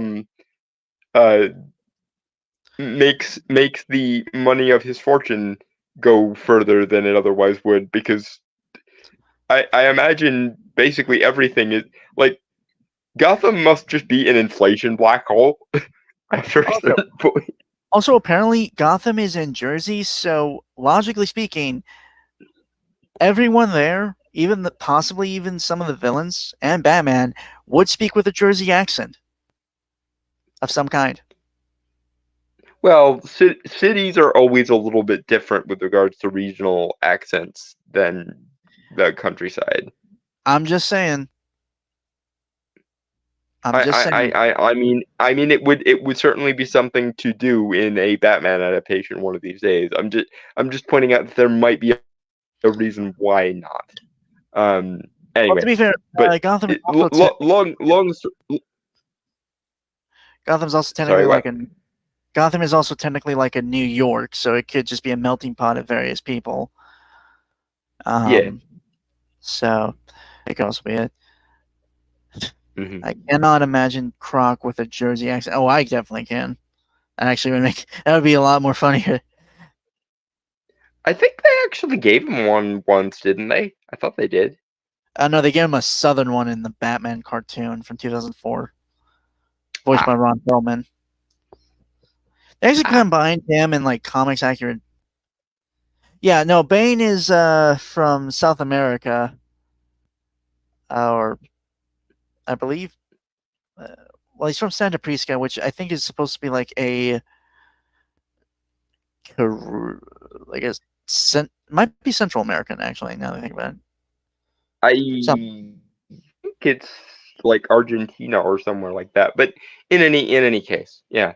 But uh, yeah, like by no means am I saying that the average rank and file citizenry or even the police of Gotham should be obliged to deal with people like Bane, but Joker doesn't have any powers, or like unless he's in the middle of constructing a giant trap of some kind, he usually doesn't have any particularly neat gizmos. So like you, right. you, you want the fucker dead, guys. Just use a regular bullet the next time he gets arrested. Anyway, so we're gonna. So now we're going on to trailers. We have three of them. The first one is from a show that is based off a little lesser known DC property called Dead Boy Detectives. I had heard about it. I have not read it. I'm only aware of the Dead Boy Detectives because they were in a season of Doom Patrol. And I'm only aware of them because this is yet another Neil Gaiman property. And I am on the one hand, I'm kind of glad that I haven't read the original Dead Boy Detectives, because if I did, I probably would notice shit that has changed and therefore is worse, Hold on. or is a I'll at worse least aspect by the change. get a synopsis of the comic.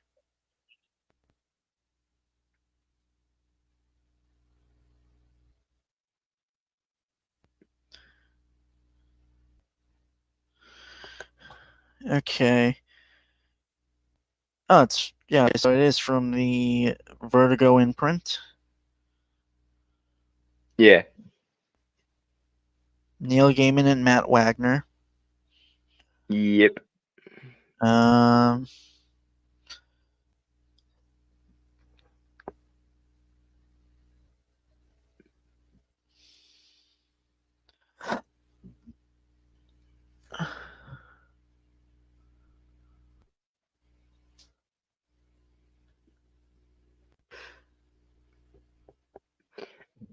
this is true. He does have his, on the payroll thugs. But you gotta wonder if at least some of his thugs are also not entirely sick of his shit. So if like an angry mob of Gotham citizenry came to Joker's door and was like, "We have come for the clown," at least some of his thugs might be thinking to themselves, "You know what? Fuck it, finally." Right. Okay, so the Dead Boy detectives are the ghost of English boys Charles Rowland and Edwin Payne, who investigate supernatural crimes. Ah, I mean, yeah, that tracks. To be fair, that seems very similar to that. Uh, that is a good question. I think it's mostly that's a good question, Giant Troll, and I would love to continue the discussion, but I know we'll be here all night having a discussion about this whole thing. Best guess, I would say. Um, well, yeah, that. Okay, yeah, you work for me or I murder you and your family. But also, like, the downtrodden, the people that really are desperate enough to work for him, I would say, too. Like, well, and if we use if we use Batman the Animated Series as the template, because there's absolutely no reason not to, sometimes all it takes is one average guy who's had enough, vis-a-vis Charlie as the example, uh, to get one up on the Joker. So what the fuck, Gotham? right. Batman can't do everything, guys. Yeah, people want to watch the city burn. Yeah, just like those people, and crazy attracts crazy. Like, Yeah, so this, like the clown Antifa from the Joker movie, for example.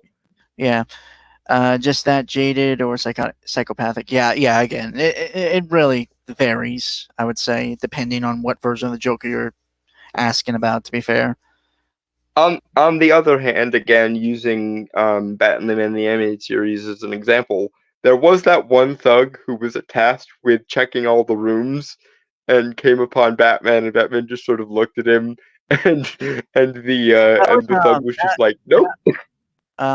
just look at Harley and Punch. Yeah, well, no, Punchline. If I remember correctly, Punchline kind of like okay, Joker created Harley by messing with her, like manipulating her and stuff. Punchline actively was like a fangirl of the Joker. I don't know if that counts Hmm. as Joker creating her. Yeah, but for the rank and file thugs, the ones that are there primarily because they're on the payroll, I'm sure at least some of them get sick of his shit Eh, and would join the mob if an angry mob came a knocking. eh. Anyway, so 3 minute, well, 2 minutes and 59 seconds. Dead Boy Detectives trailer. Hmm. I can't see it. I'll have to jump out and come back in. Okay. Okay, there we go.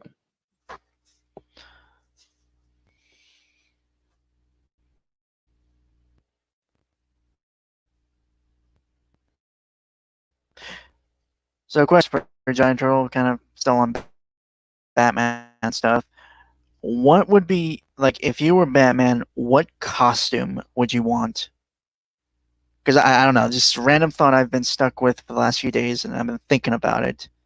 So I'm just curious, if you could choose a Batman costume to be Batman in, what would it be? Mine would be Azrael's Nightfall Batman costume, just because I think it looks really cool. So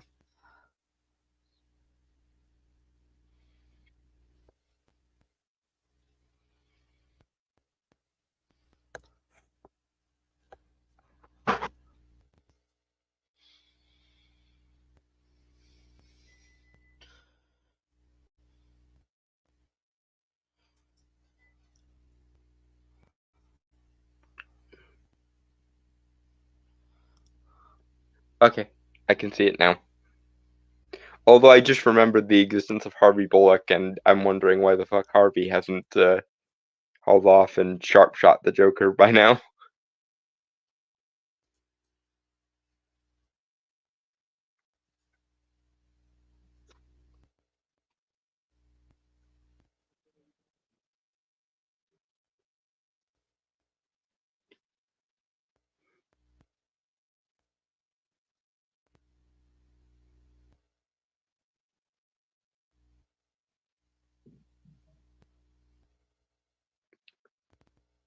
Brainstormer?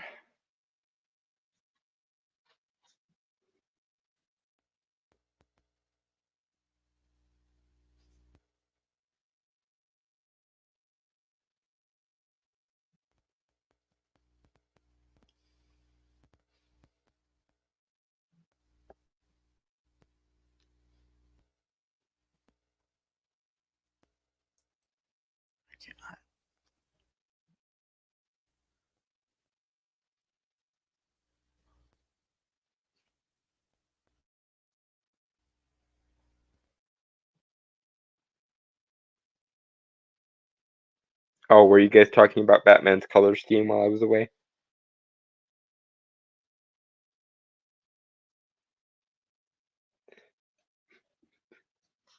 What, Dragon Turtle? You think the Joker heard through the multiversial pipeline that we were talking about him and has now come to take revenge?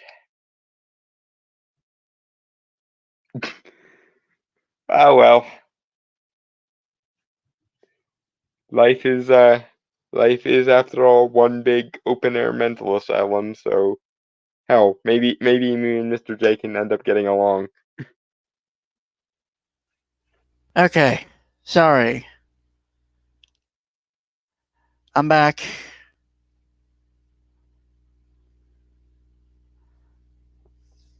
Uh, sorry, Gentle. My internet crapped out for like a second there.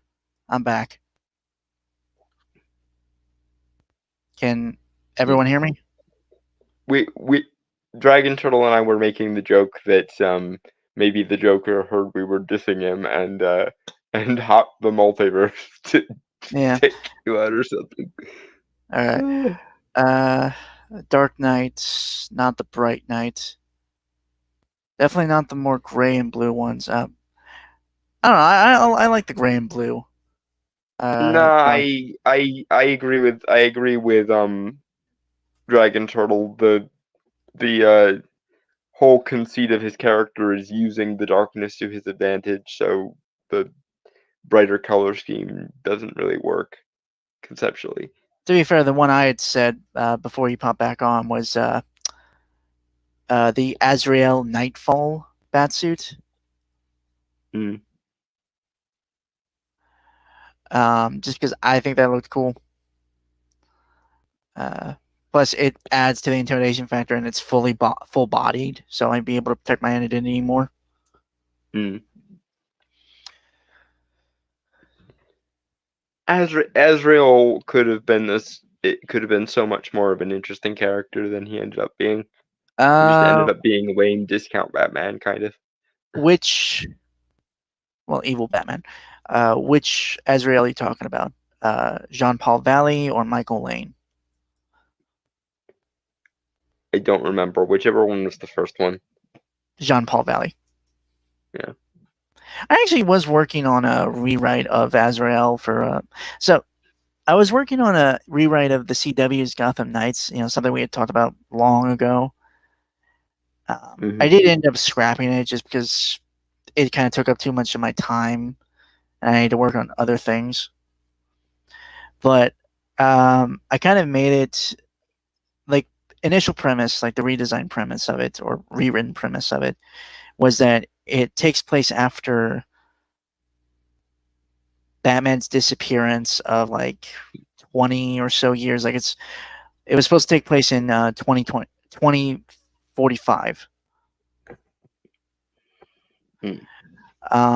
And some members and the characters were people that were like members of the Bat Family originally. Well, not members of the Bat Family, but they're characters from from lesser lesser known Bat family members that never really get who never really get like the spotlight, right? Hmm. And one of them was Jean-Paul Valley, and I was planning on making him like I was planning on doing like the whole Nightfall storyline with him, but I wanted the build up of that we see him fall to that. Mm. It was a whole thing. Yes, Azrael is a angel of death or merciful death, I believe, is a specific thing in angelology. But Yeah, there's a there, the angel of death as relief or mercy. Samael is the angel of death as punishment or retribution. yeah. The Azrael we're talking about is a character in DC Comics that takes the name of Azrael, who is dressed like a crusading knight that kind of fights with and against Batman at times, depending on the version. Think of him as an off-brand Red Hood, basically. It was Red Hood before Red Hood, actually. That's sort of who DC's Azrael is. Although they never really explain why he goes with that name of all names.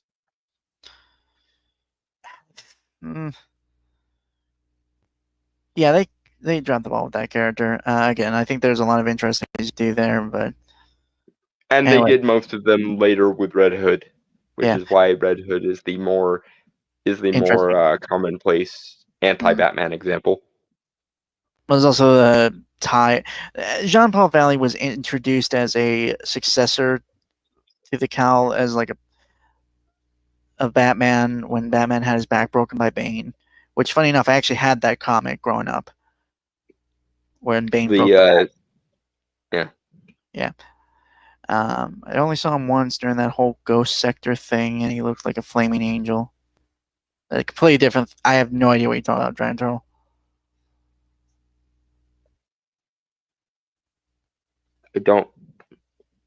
I don't remember a version of DC's Azrael who was ever on fire.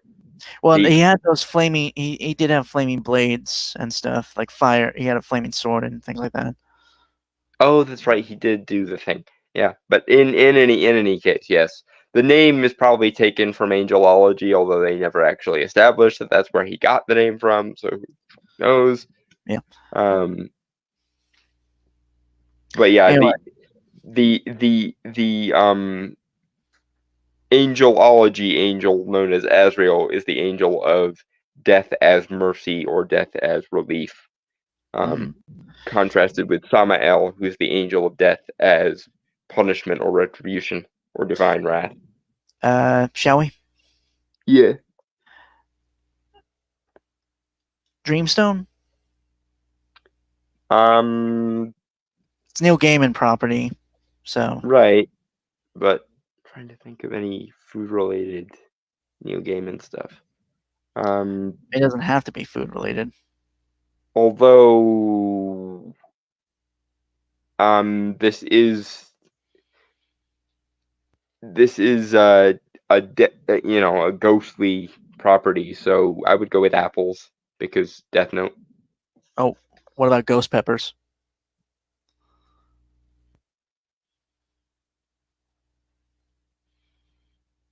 I mean, sure. All right, we're gonna. For the record, everyone can see this, right? You can see it, Don. Yes, I can see it. Ghost peppers. Anything is food once, says Dragon Turtle. Okay, but there are certain things that make better food choices than others. Yeah. Anyway, shall we? Yeah, ghost peppers.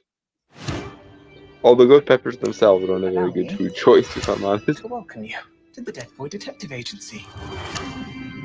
We help ghosts resolve their mysteries. Ghosts who cannot let go. Death Boy Detectives? It's aces, right? It's very British, and I'm fine with that. This also vaguely reminds me of the concept. I think the concept of Bleach is kind of similar to this.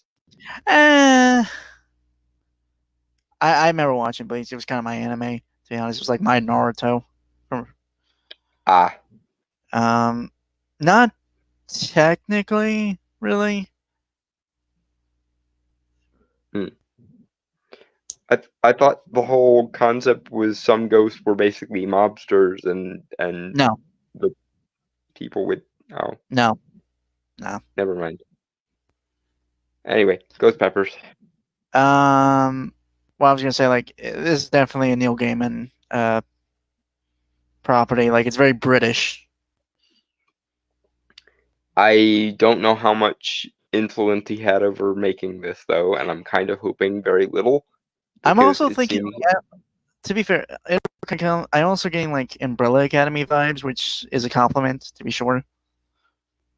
Yeah. Again, I don't know enough about this franchise to know if this is a good adaptation or not. Although, again, given Neil Gaiman's tendency to shoot himself in the foot repeatedly, I kind of hope he has very little, if any, influence on this. Ghost Peppers. Ghost Peppers. Go. It's a stupid name. I would like to hire you. I've heard you're the best. We help ghosts whose cases would go unsolved. The cases no one else can. The savior of the broken, the beaten. You never go wrong with Black Parade. I mean, no, you really can't, can you? Although I don't know if that has. No, I guess it does work with the whole punk vibe.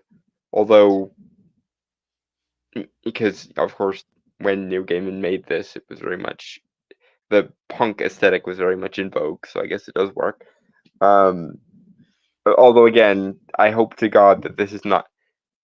Like, I'm tempted to look into this to see what the original was like, and if so, how For ruined this is.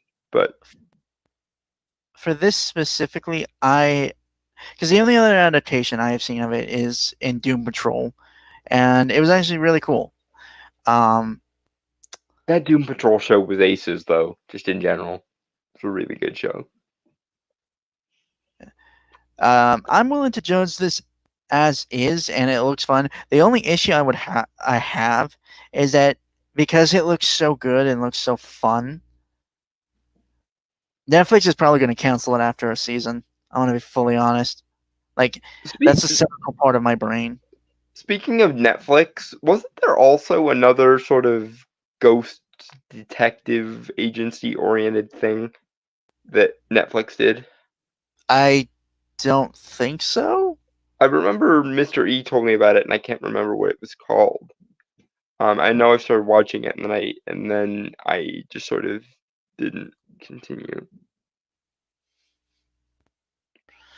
Right. Anyway, It was kind of like a British Ghostbusters concept, sort of.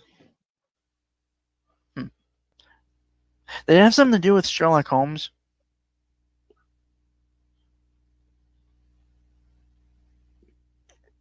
No, you're thinking of the Irregulars, which yes, they also did, but no, that wasn't the show I was thinking of.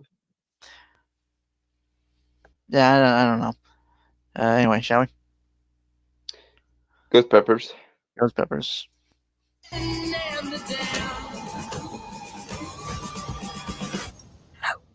Come on, having a psychic is paying off. She is absolutely not joining the agency. You know I can totally hear you guys. We're pretty bang on detectives when we're not hiding from death. Oh, okay. The same actress from The Sandman. Okay. I shall try not to hold that against the show. What? Okay. I thought, from what I remember of seeing of the actress as Death, I don't think she was that.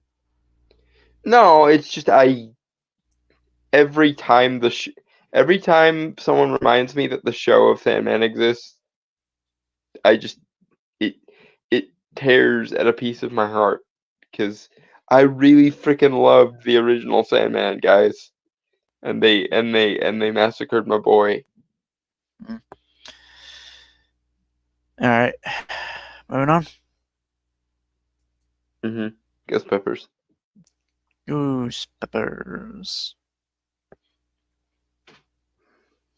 Spent a bunch of decades in hell. It's a technicality.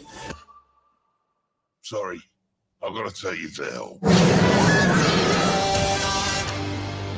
These two boys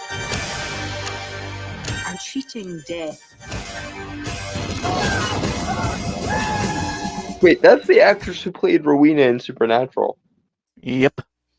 I don't know who she's playing, and I don't particularly care, but she's an amazing actress.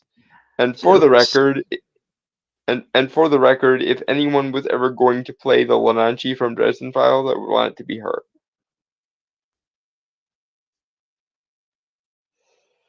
Alright.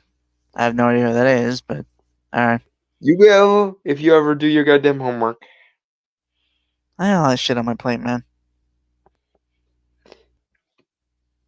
I'm just saying. I am convinced you would like Dresden Files. Two, I don't doubt it. I don't doubt I I am would. also convinced that when you eventually read Dresden Files, it is going to give you inspiration to do so many more things. I'm calling it now. Right. I've also noticed this. There are a lot of detective stories that revolve around the supernatural. Well, yeah, because the idea of a supernatural detective is almost as old as the pulp detective genre itself. Fair enough. I'm just recognizing that now, and I'm not exempt of that. I've created a few supernatural detectives.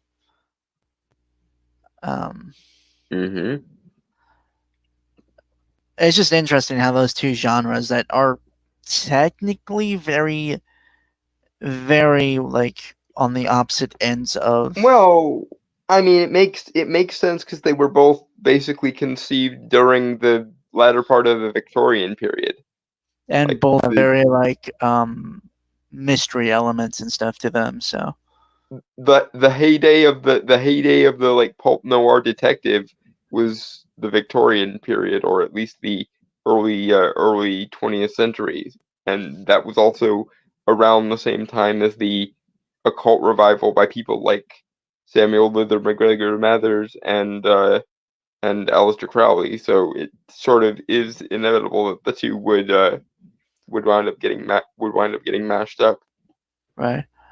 Anyway, shall we? Ghost Peppers. Ghost Peppers. You are my best mate. I wouldn't want to be dead with anyone else. This sweet moment got really heavy. We'll carry on, we'll carry on, and go your second. Just this looks fun, you know, and God, we really needed fun. I am gonna have to break down and read the original just to know what the hell is going on. Well, for one thing, I'm assuming first season, obviously, like there will be an overarching narrative, but it'll mostly be episodic. You know, just to get it set. Yeah. Like solving cases and stuff. But I just like the look of it. You know, it's not desaturated to the point where it's just gray. It's colorful. It's artistic, and I'm not saying that as in a pretentious matter, actually. Oh, I finally remembered what that other show is called that this reminds me of. Lockwood and Co. Why does it sound familiar? Because it came out a couple of years ago on Netflix and was kind of similar to this, from what I can tell.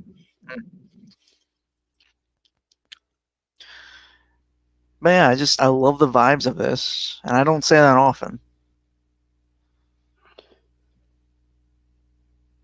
Mm. And again, I'm just judging it on its own merit because adaptations, while I understand are adapting something, I do think if it's done well enough, it can stand on its own and even be an improvement to the original stuff. I'm honestly just curious to see if this is yet another case of Neil Gaiman shooting himself in the foot or not. Because so many bad choices have been made with Neil Gaiman adaptations, especially recently, that it very much does seem like Neil Gaiman wants to sabotage his own legacy, and or that he doesn't even realize he's doing it, which is sad. Anyway, shall we?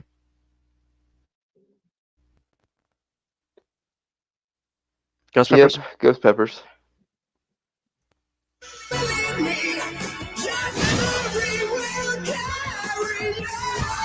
Our deaths didn't matter. No one ever sold them. I'm not going back to hell.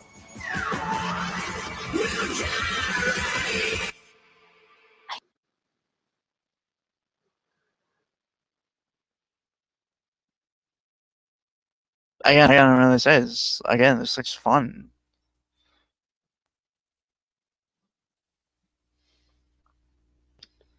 Yep, we'll see. I hate getting my hopes up You are a because cynical I'm sorry, but after so many things that I've loved, which originally came from Neil Gaiman, end up getting ruined by the interference of Neil Gaiman. I just it I find it a little hard to believe that this is going to be the one that gets done right. Especially because if this is the one Neil Gaiman adaptation that was done right, I'm going to have even more bones to pick with what they did to Sandman. So, nah. Fair enough. Ghost Peppers? Ghost Peppers. I just want to help. It does matter.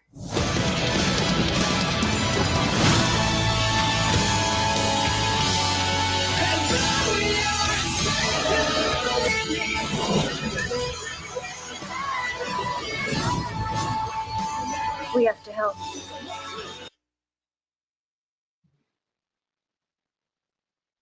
Again, there's a lot of creativity in here. Mm.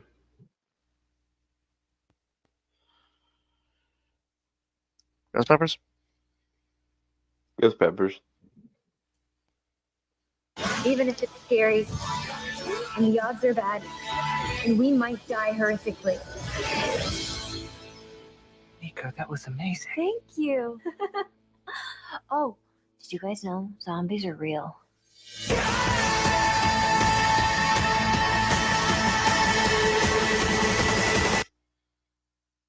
April 25th. Mm.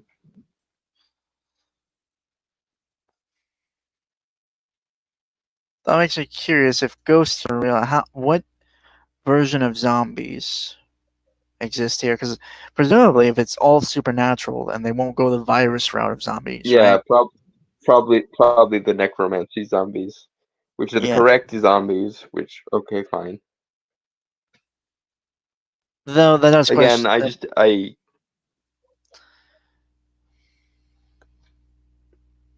I was gonna say that does make me question.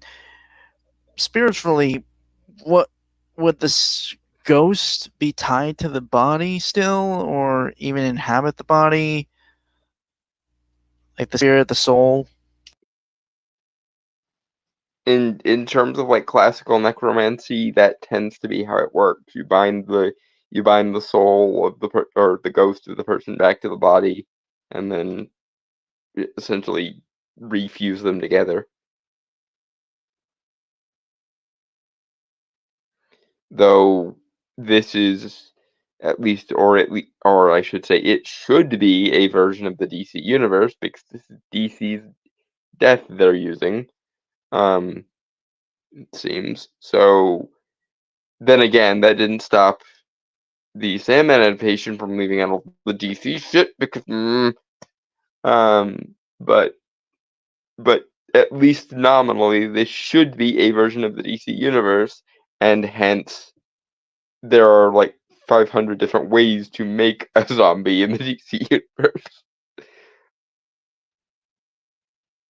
Let alone once you get into like Necron and the whole Black Ring thing, which they're probably not gonna do because they probably are gonna leave out all the DC shit again. But oh well. To be fair, Dead Boy Detective seems to be in a very like niche area of the DC universe.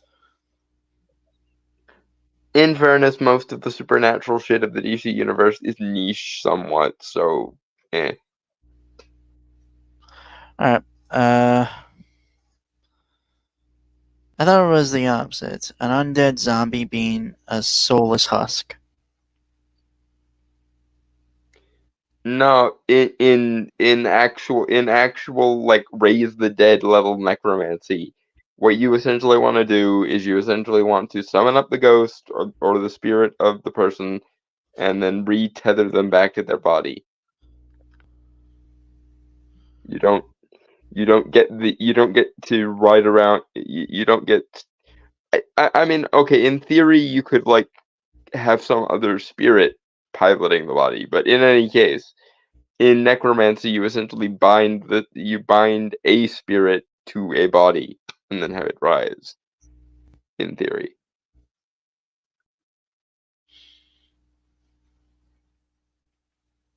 Obviously, I have never directly fiddled around with necromancy myself because, in my way of doing things, the dead are A, boring, and B, they should be allowed to rest.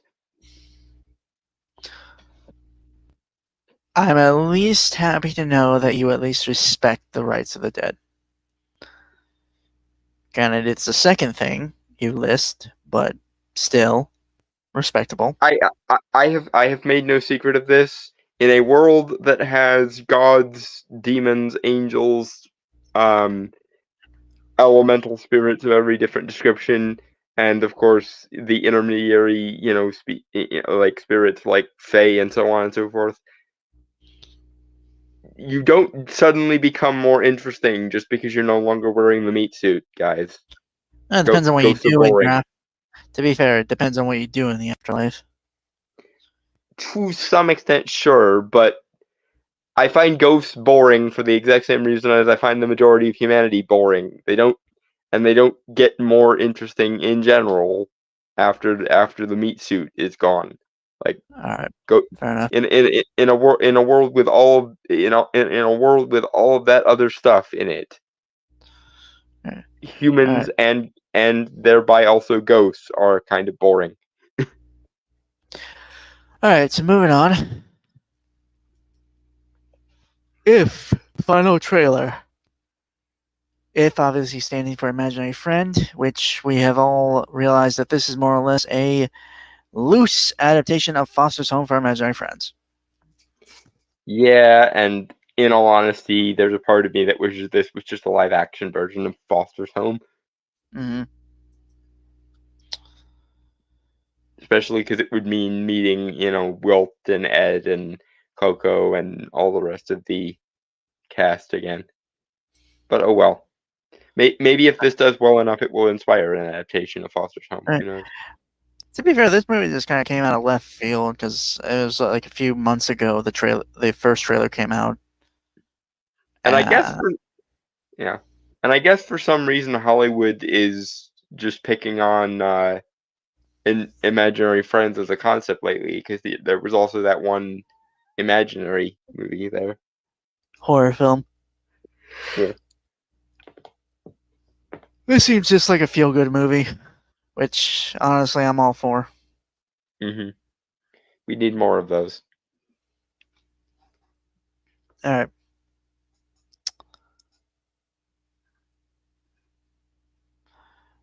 What was it again we decided on? Cocoa eggs?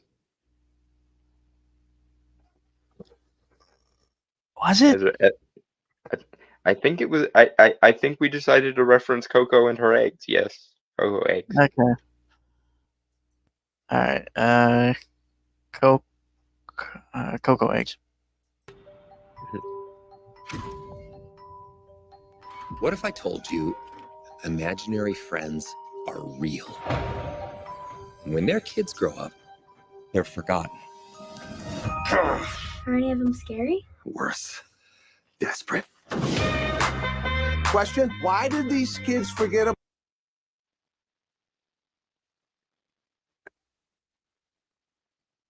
I mean, Actually, what go ahead. I was gonna say that would kind of be very annoying. hmm Super desperate imaginary friends wanting, I mean, to be fair, anyone who's desperate can come off as like super annoying. This is also true. Although one wonders if part of the problem isn't the, forcing children to hashtag put away childish things. Like, That's fair.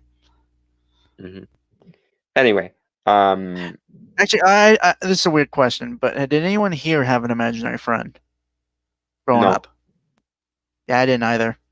most fair, most of the time, instead of having imaginary friends, I just pretended like I was in whatever show or franchise that I liked at Yeah, the time. that's what I did. That's what I did a lot too. To be fair, I don't think I had time to create imaginary friends just because I was busy with life. Life really made me busy growing up. And I've made myself sad now. and I never really it never really happened that way when I imagined things. I imagined whole settings rather than just individual characters. So that's just why that is. I understood the concept of an imaginary friend because of things like Foster's Home and so on and so forth, or that Disney Channel movie Don't Look Under the Bed, which is also really good. But I never really had one myself. I just usually pretended like I was in a setting already. Though often less me and more OCs, or at least an altered version of myself, more so as I got older. Says Dragon Turtle. So kind of going back, I know it's only 20 seconds, but the detail of the sunflower or flower-like imaginary friend here is great. The CGI is amazing. Yeah, the character designs are really interesting. Yeah. To be fair, this is how a lot of they would look weird, Yeah, because they're children are very good at thinking outside of the box, and then we, in our infinite adult wisdom, beat the shit out of them for it until they stop it. Which whatever. Shall we? Yep. Cocoa eggs. About us in the first place? Last week I just started falling apart. Oh. You're sucking the oxygen out of the room. Honestly, Doctor, I'm just. Wow, The Rock is voicing like some type of robot.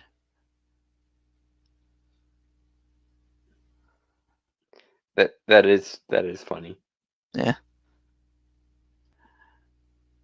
And obviously, of course, Ryan Reynolds is one of those people who's kind of always a win. Basically, ever since he found his comedic niche with Deadpool, he's basically always been a win. Again, I love how varied the designs are. Like they never really seem the same, which is cool. Because again, children are nigh on infinite fonts of imagination, and then we beat the shit out. We beat it out of them eventually. Oh, you gotta make it depressing, man. Because it fucking pisses me off the way we rush children into adulthood and then get mad at them for being resentful about it. Blame society. I do. In fact, I just did. Anyway, sharing circle. I But anyway, be fair, Coco. like, given the fact that these imaginary friends are clearly been abandoned, or kids grew up and stuff, right? Mm. It would make sense that they would have therapy and stuff as well. And it's just, logically speaking, it works within the universe. Mm-hmm. It's an interesting concept. Mm. Although one wonders why. Shit. I paused it on 30 instead of 40. One wonders why they didn't just stay with their people. Anyway, like I don't know why the process of the person. This is a weird thought, but the way my brain is processing this is just because the person forgets about the imaginary friend doesn't necessitate the imaginary friend forgets about the person. So why didn't they just stay with the person? Might be something more that they'll explain in the movie. This is possible, but as yet, I don't see why the imaginary friend wouldn't just linger with the person. Okay, moving on. Yeah, Cocoa eggs. Right, cocoa eggs. Forget about us in the first place? Last week, I just started falling apart. Oh. You're sucking the oxygen out of the room. Honestly, Doc, this is how it's going to be. I'm just going to wheel myself back and plug in. We've started a matchmaking agency to help IFs find new kids. Or we... This is... Okay, clearly John Krasinski, who is directing this, must have like his kids or something must have seen Foster's Home for Imaginary Friends. I'm just gonna say it. If I were Lauren Faust right now, I would be suing his ass. I just the matchmaking, the hotel place, the abandonment issues, the like theme of growing up and what that does to imagination, blah blah blah. Like again, how the hell no one like maybe Lauren gave him her blessing, maybe, but even so, like if she did, then that's fine. But if Lauren Faust doesn't get a significant cut of the proceeds of this movie, I'm gonna fucking I would think about suing somebody on her behalf. But for some reason, I do think we should review this. Like, watch this at some point and review it. I think we should. I had an interesting thought while it was playing. Obviously, it's not germane to this movie, but it would be an interesting concept. Sorry, I just noticed the lines here. Hold on. I'm gonna roll this back real quick. It would be an interesting idea for a setting.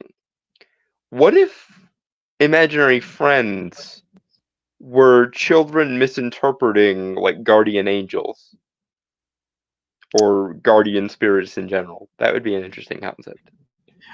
Giant Troll also said, "Man, they are too old for them. Then we're sure they could persist in the house, but wouldn't have meaningful companionship." Well, I guess this is just a weird way of the way I'm looking at it, but I would imagine that the imaginary friend would be tied to the person, not necessarily the house or the location. So that might just be a me thing. The growing up thing, the adults wouldn't be able to perceive them, and but I do wonder maybe if there is a subset of imaginary friends that just linger with their person regardless of whether the person can see them. So the lines here that this imaginary friend is saying, "We started a matchmaking agency to help IFs find new kids." Matchmaking agency to help IFs find new kids. Or we just disappear. Or we just disappear. Okay, so there is a time limit to the like existence of imaginary friends, I guess.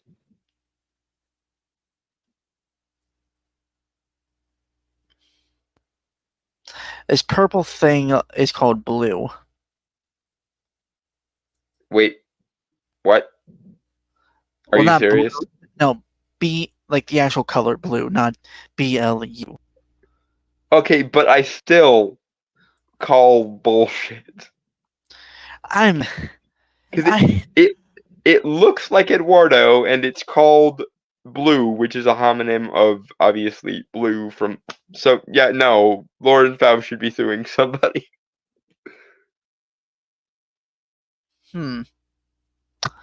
It's weird, but it's interesting. But also, again, I'm sorry. I'm just like everything looks so fun, so whimsical.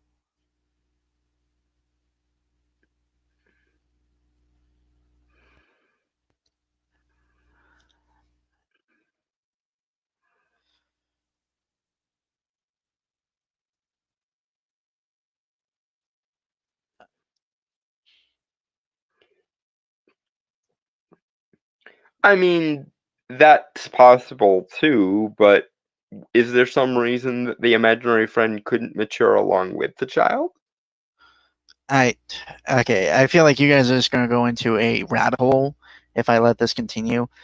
And while it is interesting, I'm not going to deny, like, discussing the logistics of it. We got like another trailer that I know Dawn wants to cover. Yes. The especially good news for this week. Right. And I just know, because you two are very smart, that it's going to be a back and forth that's going to drag on for a while. I mean, the last time we talked about this movie between the two of us, we kind of broke Brainstormer because we started mentioning things like ghost stories told around the campfire and deities and every other kind of supernatural entity in theory. To be fair, to be fair, I brought that up. To be fair, I brought up the idea with Foster's Home for Imaginary Friends specifically, which blew my mind. Because you really got to think, where does it end? Like, we can go to the Lovecraftian deal of like, what is the one eldritch god that sleeps and dreams all of existence, and when they wake up, reality ends, and he will be alone? I believe that Yog-Sothoth? I think so too. And I'm just thinking, God damn it. Okay, I don't want to think about it anymore. We're moving on.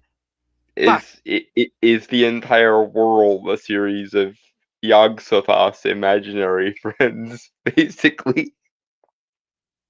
I mean, to think about no.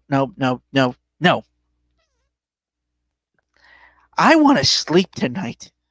Okay? I want to sleep. Which raises the question, what about characters like Dream of the Endless? Because, I will literally transport myself through my computer and strangle you if you don't shut the fuck up. Don't threaten me with a good time. I can get off on that. Okay, you made it weird. You made it so weird.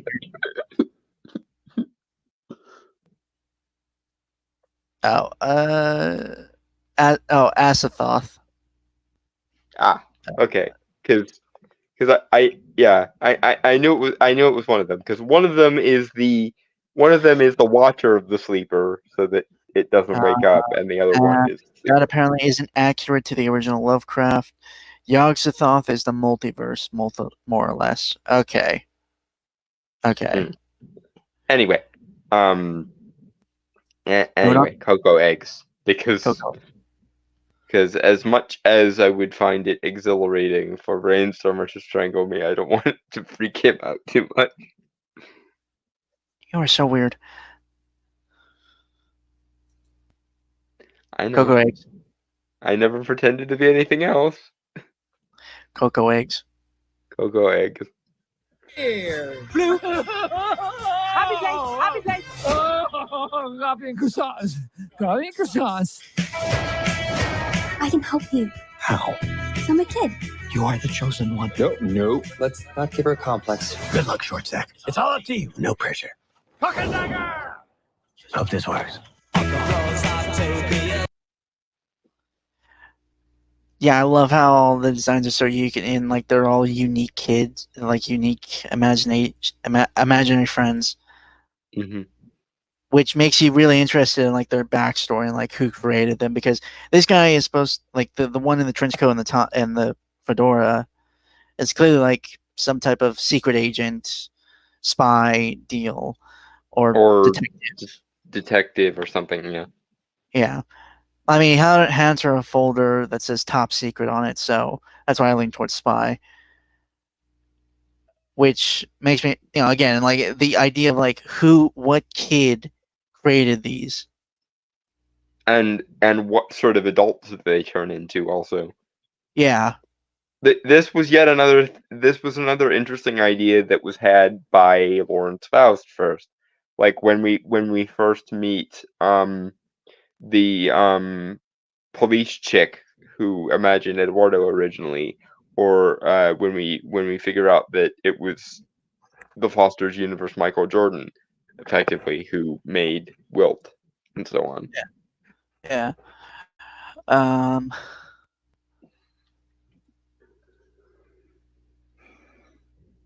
Which again, Lawrence Faust should be suing somebody, but I digress. Also, what is the guy who takes care of the house, like the manager of it? Foster Mr. House? Harriman? Yeah. Who was originally conceived of as Fluffy Bunny by young Madame Foster? Yeah. Which again leads me to the why can't imaginary friends mature with their kids thing, but never mind. I mean, clearly, Mr.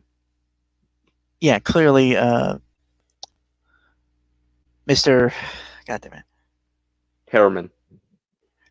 Yeah, thank you. Did. Mm-hmm. Though there could be some, like, if you're making an argument, it could be some type of psychological disconnect with the imagination. Again, it does kind of boil down to your whole thing of like. Kids have an unlimited capacity for imagination, and then reality / adults beat it out of them eventually.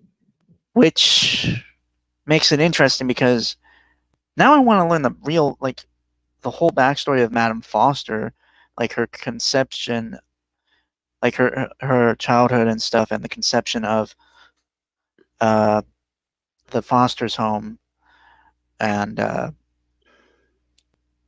because the imaginary friends most of the time, like with the special, sorry, sidetrack here, but with like Wilt's backstory special deal, it's shown that the imaginary friends don't really age even after their thing, like when they're given up, right, by their kids. But they basically stay however they were conceived of. But that implies with Madame Foster, given her age, that if Herman was to Mr. Herman Harriman, thank you. Yes. Aged with her, that means she never lost touch of her inner child, despite growing up, marrying, obviously, having kids, and having grandkids. Which we know can happen because it also appears to be happening with Mac, more or less. It just seems to be extremely rare. Yeah. The child having the will to hold on to that aspect of their imagination. But again, that makes me interested because, okay, let's consider for the fact that Max, like the time frame of Foster's Home, like the show, exists. It exists when it came out, right? The 2000s. Yeah. Madame Foster is clearly old. Like, I want to say maybe 50s or 60s. I would go 80s or 90s, but okay. 70s. Let's say let's meet in the middle and say 70s. Yeah. Because Okay. her granddaughter, because Frankie is In her 20s. Yeah. So. And we also don't know if she is the granddaughter or if she's the great granddaughter. So there's that also. I think it's been mentioned that she's the granddaughter. I think it was mentioned that she's the granddaughter. Okay.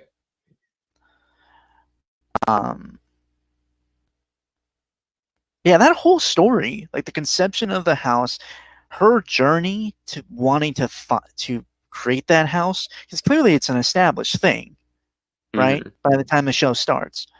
Because there are ads about it and everything, and they've been doing it for at least as long as Frankie's been around. I actually want to see the origin. We see young Frankie in several flashbacks as a child,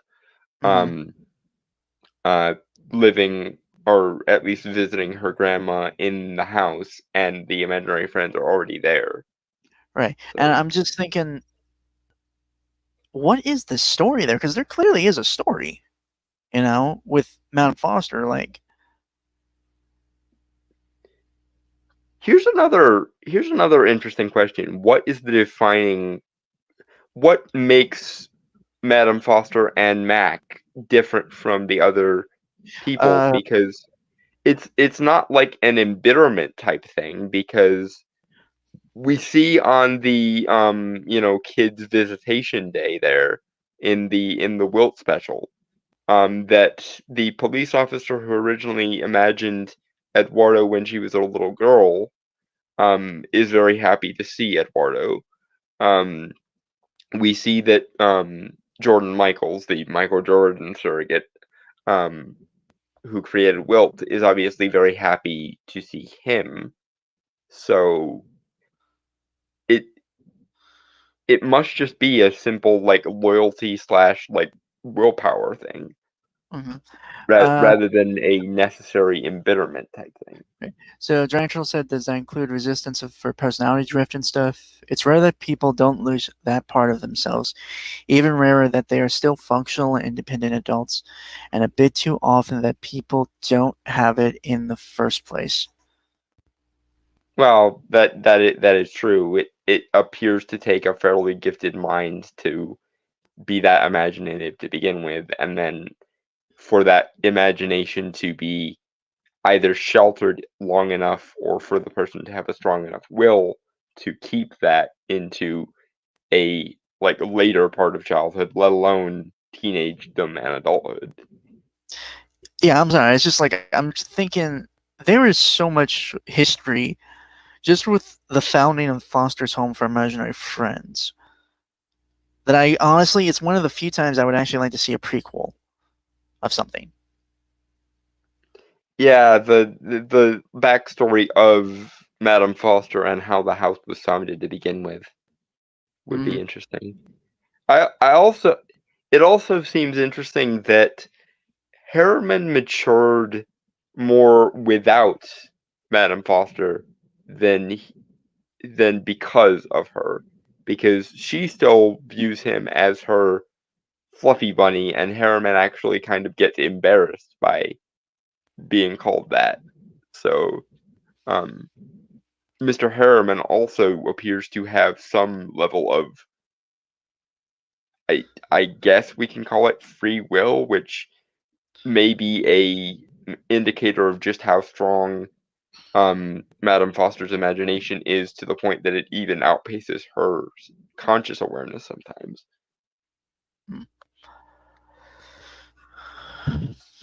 Anyway, interesting questions aside, cocoa eggs. Yeah. Give me one sec.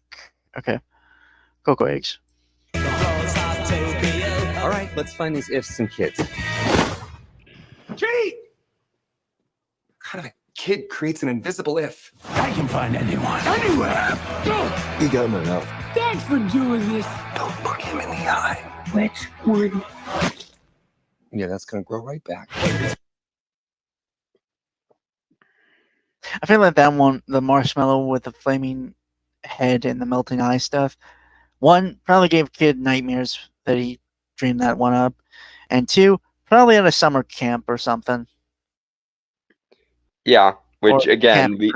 leads us back to the inevitable question of, does that mean that there are sort of deranged imaginary friends running all over the place with all of the, grim or earlier than grim level fairy tales, or the, the campfire story sort of thing, let alone the creepy postures and all of that business.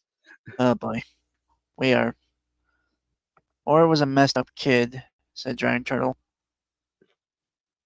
This is true. There are, mini Tim Burtons and Guillermo del Toros out there, I'm sure. So, or rather, quirky one who never thought about the implications. Yeah. I honestly lean towards that one, to be fair. Mm-hmm. Again, I'm just really impressed both with like the CGI, which is clearly taking a lot of effort to make it fit into the scene. It's not jarring, and also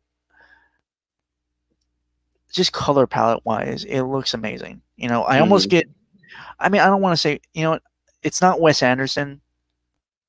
It's not like brightly lit or anything like Wes Anderson does. Obviously, it's like because often his works more like stage plays than anything. Yeah. But they have a very old school vibe to them that you don't get in most of the things. Mm-hmm. But this, it just has like a classic feeling, like something that came out in, like something similar to the Magic Emporium movie. I can't remember what the full name of it. Mr. Megorium's Wonder Emporium. Yes, thank you. Someday I'm gonna have to watch that again. That is a very good movie. Yeah, just like the early 2000s kid movies that came out around the time, or late Hotel 90s. for Dogs, Nacho Libre, yeah. Santa Claus. The Santa Claus. That was the 90s. That was that's why I said. That's why I said late 90s, early 2000s. I believe the Santa Claus was 94. Either way,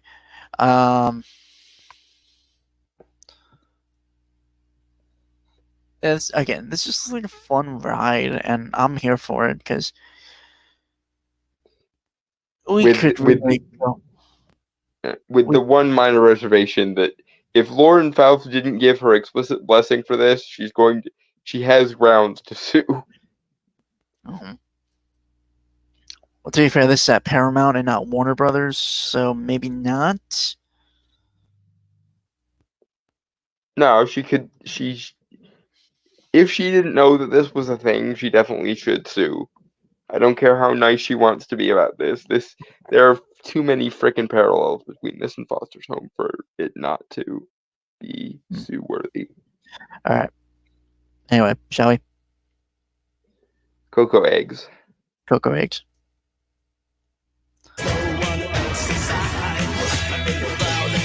Am I disappearing? Oh, I'm not ready for this. I need to throw up, or I need a snack.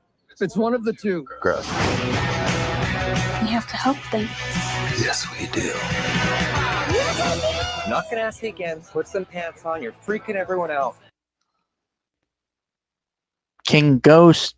Again, they're all just so different and wildly designed. I love it. Just because, again, that's how imaginations work. Yeah, especially young ones.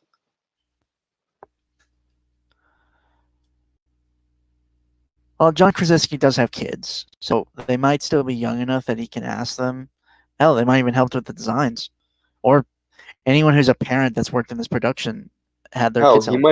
He might have even interviewed kids. Like they might have done one of those conceptual drawing sorts of things where it's like, if your drawing is good enough, we'll put it in the movie kind of stuff. Oh, that would have been nice. That'd be nice.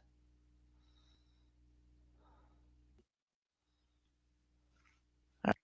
Shall we? Yeah. Cocoa eggs. How'd it go? Oh my God.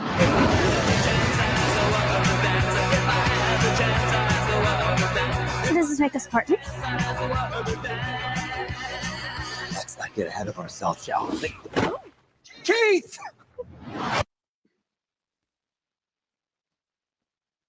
But in all seriousness, who imagines a invisible imaginary friend? Like, obviously, by their very nature, imaginary friends are invisible, but I don't think any child has ever conceived of them that way.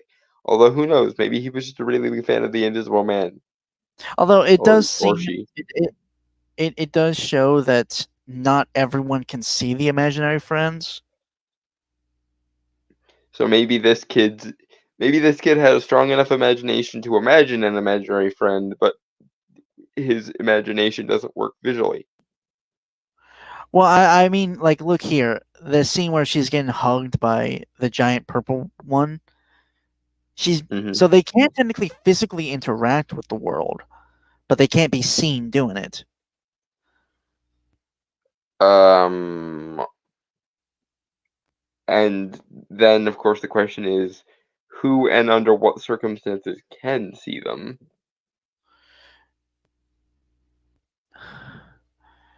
Well, again, if we're to go with our discussion of Foster's Home for Imaginary Friends, somewhat, like what Giant Charles said earlier,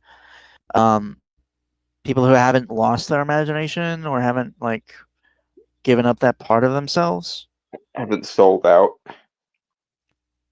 I mean, if you want to be a cynical jackass about it, sure. No offense. But that ultimately is the dynamic here. Either people sell out or they give up that part of themselves. Or, as Dragonfur pointed out earlier, maybe some people just didn't have it to begin with, which is possible, but yeah, when the people who did have it lose it, it's either because it's not worth fighting the world or adults anymore over it, or it's because they quote unquote grow beyond it. So that's what I'm defining as selling out in this sense. Fair enough. All right, 18 more seconds. So, Cocoa eggs. I also just realized this. The hotel or halfway house, whatever you want to call it, for the imaginary friends. Because we legally can't call it a foster's home. Well, a shelter actually would be more accurate, I guess, because it's a charity deal, right? It's in a theme park.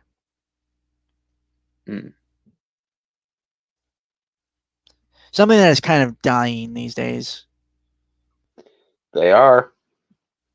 Although Universal seems to be doing quite well for itself. Good for it. Fair enough. But what I'm getting at is, a theme park is like a place of like wonder, whimsy, childhood. If you had those kind of childhoods, right? Mm-hmm. And the fact that they're also technically dying in a way, or being forgotten, left to rot, and all that. Yeah, to put it in World of Darkness terms, the encroachment of banality. Mm-hmm. But I just find that I don't know if you know about Changeling the Dreaming lore or not, but that's a good example. They grow too rigid in their. Now I'm just imagining a group of street urchins using ifs to help commit crimes. They grow too rigid in their thinking, at least in some cases. Yeah, as I say, it's either a selling out or it's giving up, or it's the adults around them just being so authoritarian about it that it crushes their spirit, which is, I think, the worst one. Common one. Anyway. Yeah, and that's what makes it so tragic. Anyway, yeah, cocoa eggs. Cocoa eggs. And Mom said too much candy isn't good for your tummy, but I said, oh my God. Wow, my eyes can taste it. I'm so sorry. You don't taste that in your eyeballs?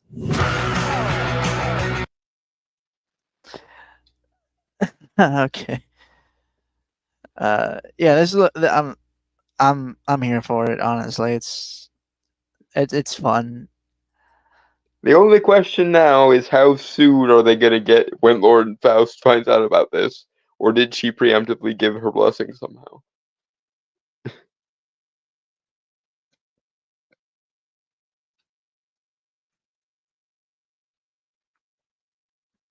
Anyway, Give me a on second. to I'm getting the last one. Don't say the title yet. yeah, on to the best news of the week. For me, anyway. Don's a super fanboy. If I must pick something to be a fanboy of, I would gladly let this be the thing. Because I defy anyone to tell me I'm wrong.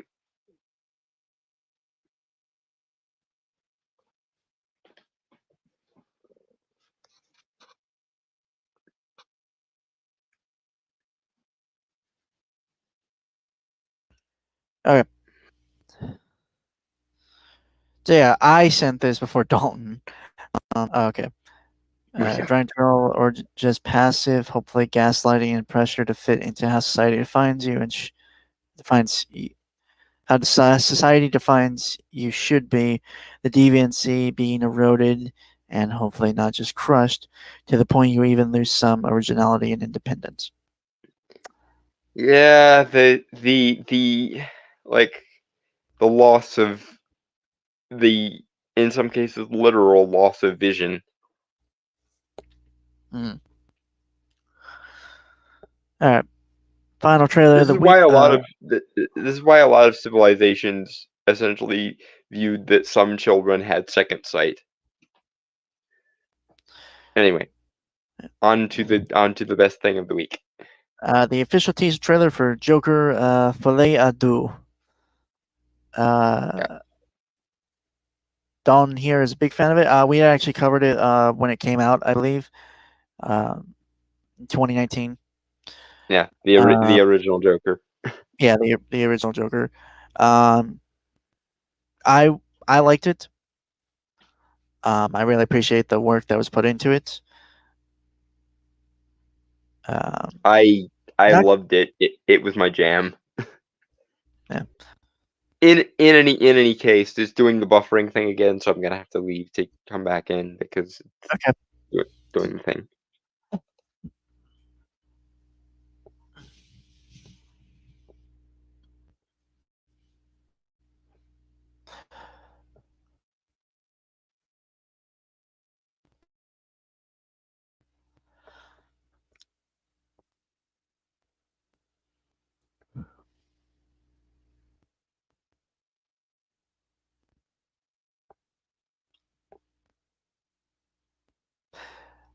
So, Dragon Turtle, honest opinion, are you looking forward to the final season of Red versus Blue?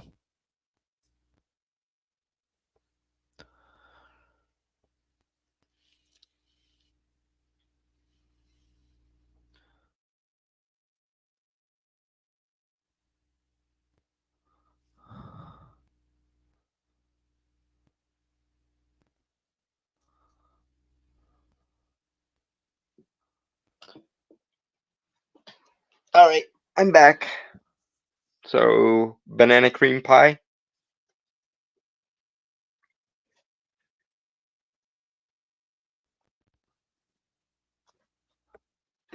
Because I remember when we did that Young Turks reaction to the original Joker all those years ago, we used banana cream pie as the pause phrase because pie to the face. And now we've lost Brainstormer, so he must come back.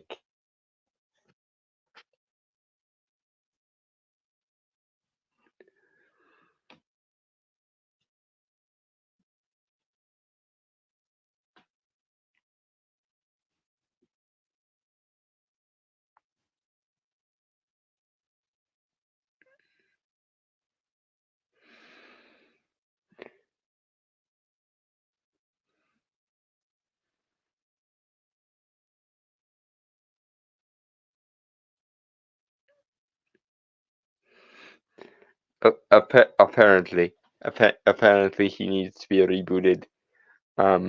Anyway, I'm reading the. Well, he's gone. I was wrong that. And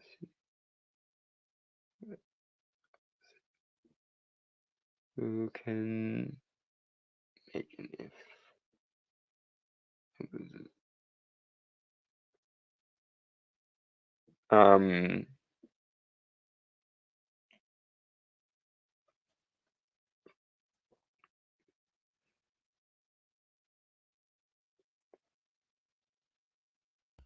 Okay. I'm back. I just saw that. I just saw that second to last comment, Dragon Troll. Well done. Good for you. Yeah, I don't know why my internet was just crapped out as soon as you left and came back. So. Well, now we should be able to both see the thing. So. Yeah. Let me give me a second. Let me. Oh. All right. Yeah, I asked Dragon Turtle while you were gone. Unaware of this final season, Red vs. Blue, the final one. Yeah, it's the final season. Like Restoration is what it's called. Yeah, the original writer. Yeah, Bernie Burns is working on it, and Matt Hummel is directing it. I still want it on the record that I think Bernie Burns is a kick-ass stage name for a writer. Well, he was a personality on the internet, at the very least. Well, yeah, it was the golden age of originality on the internet in the early 2000s. Okay. Hey, can you see that? Now I can. It was buffering longer than it should have, but now I can. Okay. All right. Banana cream pie? Because I remember last time we talked about Joker content, it was the Young Turks video that we were reacting to, and I believe we went with banana cream pie as the pause phrase because the whole pie to the face concept. Yeah, that's fair, John Troll. He said I'm cautiously looking forward to it. Yeah, that's fair. Optimism. Yay. Yeah. For Red vs. Blue, I mean, like anyway, yeah. First teaser trailer for Joker Filet à Deux. Banana cream pie. Wait, did I? Tell me if the audio is coming through. Yeah, it's fine. Okay. Hey, Fleck, you got a joke for us today? The joke is you die first, asshole.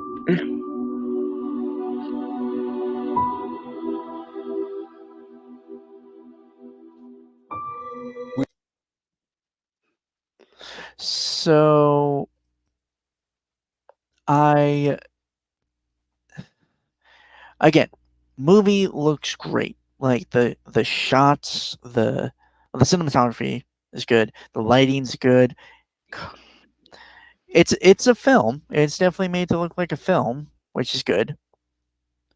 Mm-hmm.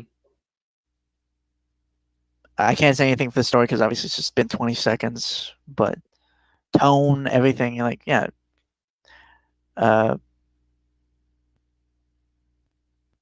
Again, I'm like the guy who's looks at it from like the filmmaking perspective, and it looks good. It looks fun. Mm-hmm. I like it.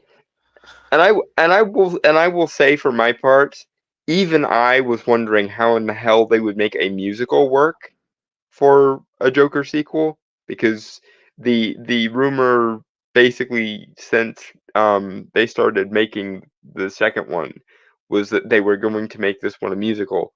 And I, like most of the internet, was stupid enough to go, how could you possibly make that work? Well, color me stupid because I was wrong. I should have just let the man cook because it's obviously brilliant. And we will get into it as we go. But it's fair, funny because sorry, I was gonna say a Joker musical. Joker is the character of Joker no matter what interpretation you want to ever play him as, is a drama queen, a full tilt diva.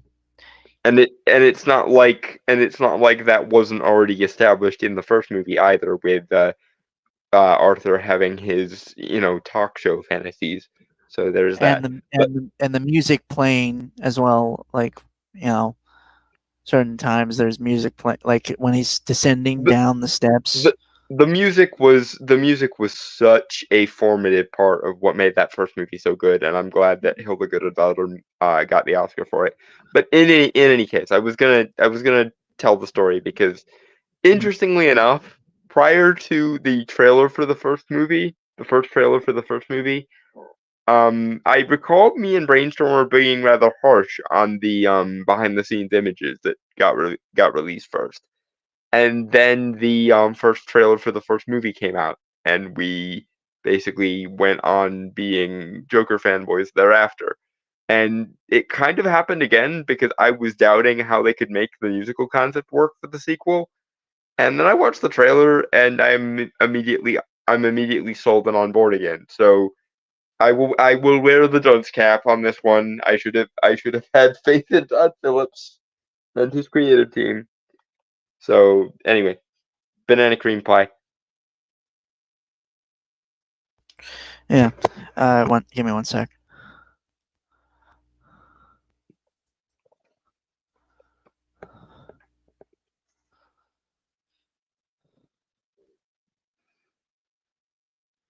Okay. Banana cream pie. We use music to make us whole, to balance the fractures within ourselves.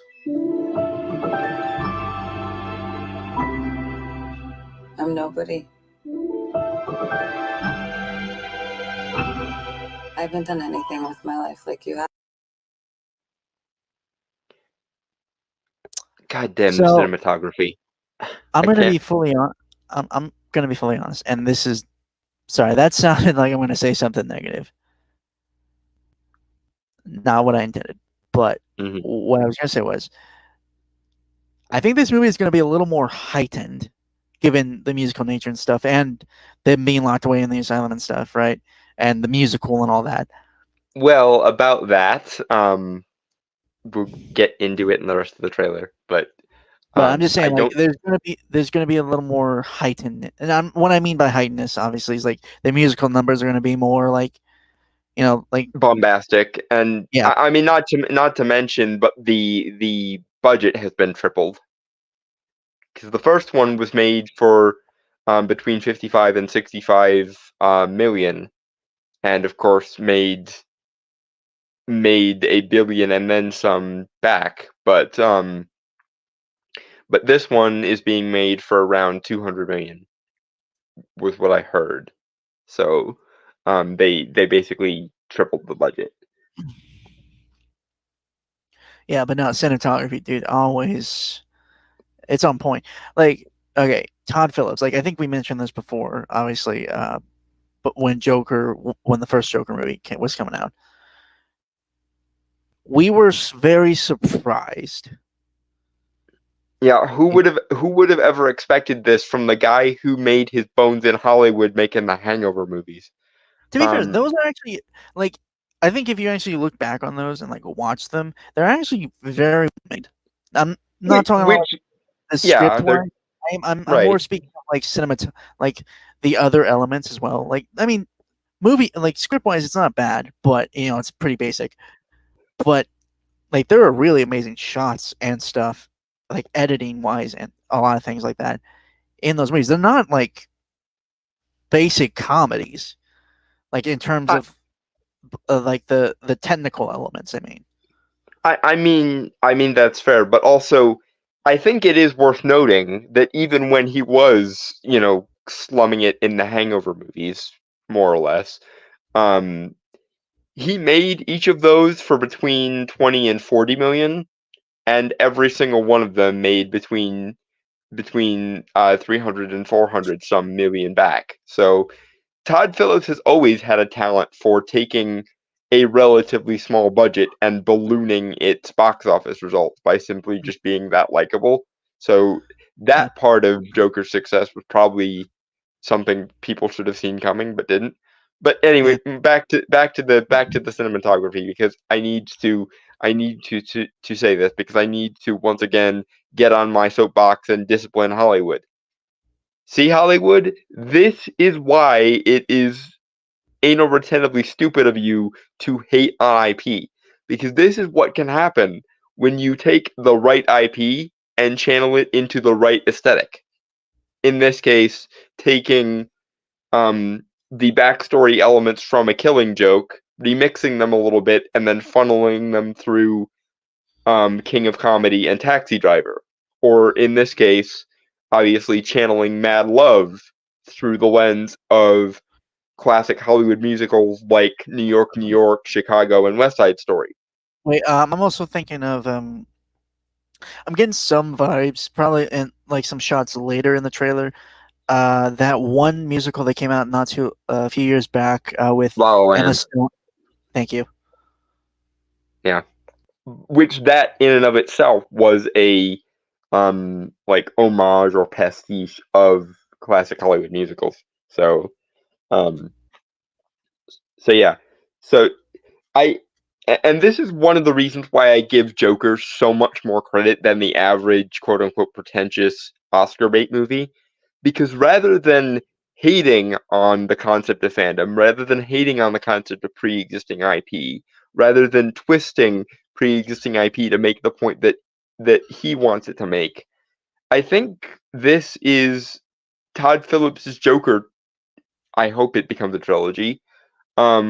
Is a perfect example of what a really, really good director can do if they respect an IP and see the untapped potential already inherent within it, rather than trying to distance themselves from IP as much as possible. And that is why I have respect for Todd Phillips, but I have next to none for Christopher Nolan and or James Cameron, because so many of the art house filmmakers see art houseness as entirely anathema to entertainment enjoyment or any sort of IP, and I fucking hate that. And hell, for as much as Todd Phillips' Joker, again, hopefully trilogy, takes cues from classic Hollywood, especially Martin Scorsese movies, Martin Scorsese himself poo-pooed the entire superhero genre, basically until he saw Joker, and then he went, oh, so that's what you can do with an actual IP if you give a shit about it. So maybe instead of being cynical, elitist jackasses and art housing your way into pissing your audience off, Hollywood, maybe you should find an IP that actually has untapped potential that appeals to you, and then put in the kind of effort into a blockbuster that you would normally save for your art housey pet projects. Also, just a little quick shout out, because I'm sure we're going to see more of it. Lady Gaga as Harleen Quinzel. Yeah, perfect, absolutely perfect. I love. It's weird. Okay, so I just want to point this out, right? It's weird to me how often like people who are in other mediums or in that do completely different things can really surprise you when they're put into a project. You really don't think, like, she's a singer, right? That's what although she has been an actor for a little while now. Right. I'm obviously, I was going to get to that. It's just surprising how like really good of an actress she really is. You know? And no disrespect to Margot Robbie, I don't think her contributions to the character are what make the DCEU's Harley Quinn as bad as she was. But in the same way that nobody fucking cares or remembers Jared Leto after seeing Joaquin Phoenix's version of this character, I very highly doubt that anyone will remember Margot Robbie's Harley Quinn after Lady Gaga gets done with her. And again, judging from the trailer and the pedigree of this universe, so much the better. Again, no disrespect to Margot Robbie. I'm glad she found a role that actually does fit her with Barbie. But yeah, no. After Gaga gets done with it, I don't foresee ever needing to think of Margot Robbie as Harley Quinn ever again. Though it is interesting to me that Harleen, this version of Harleen here, and they might not even go with that name, was a patient. Yeah, that's interesting to me. But I think, and I'm picking this up from other bits of the trailer, but I think what we're supposed to take from this is that the clown Antifa movement that Arthur kind of kicked off by accident has not ended, and that people are still kind of idealizing him, and therefore possibly that Harley is, or this version of Harley is actually kind of a fangirl of his. And well, I mean, to be fair, Harley Quinn has always been a fangirl of the Joker, so. Well, yeah, but in the original, she kind of gets broken and twisted into it, whereas in this case, I think we're supposed to take it as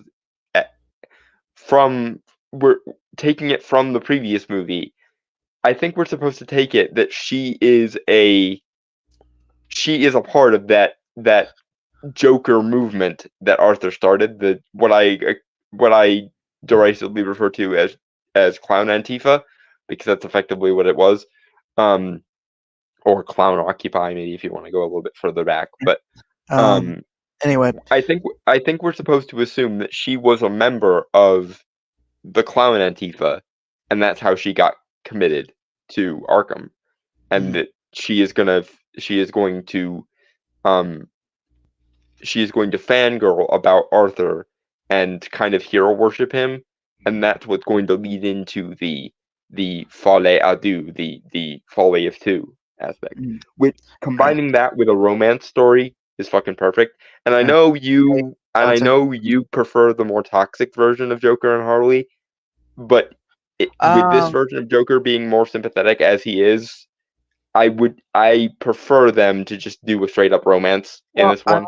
I wouldn't say toxic, just because that word has been overused. Right. But obviously the more dysfunctional one, that's very clearly that the Joker manipulated her. The original one that was intended, right? Yeah, the one from the animated series. Right. But this looks fine. Again, the main issue I have the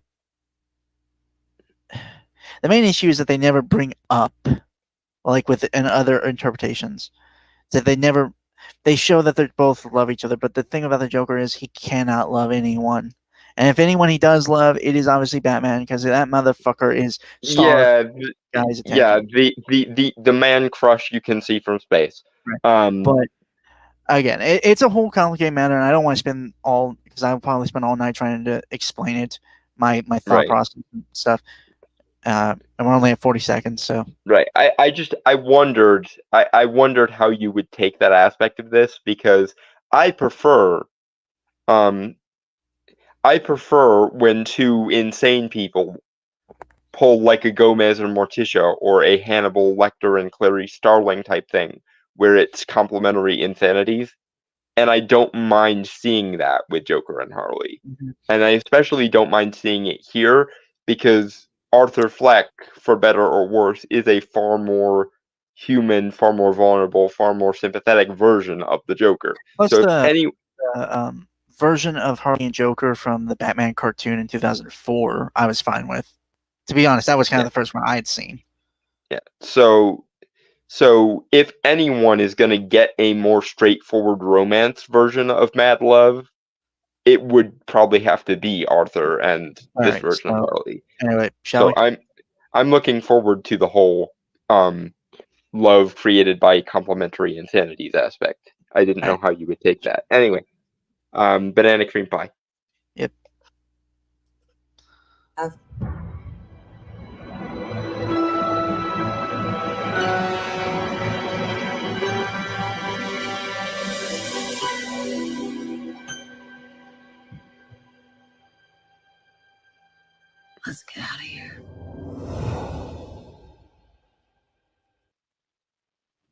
and this is the thing I was trying to kind of dance around earlier. I don't think they're actually going to spend that long in Arkham in this movie. I think this is going to wind up being a, well, not prison break, but a mental asylum break. I mean, and they're gonna, Arkham technically is. Arkham technically, I mean, well, it's. I mean, with Batman and stuff, like, oh, okay, if we're talking mainline, it is more or less a prison. Let's be fully honest on that. Well, yeah, but as with any version of Arkham, it does have basically a revolving door. So there's that.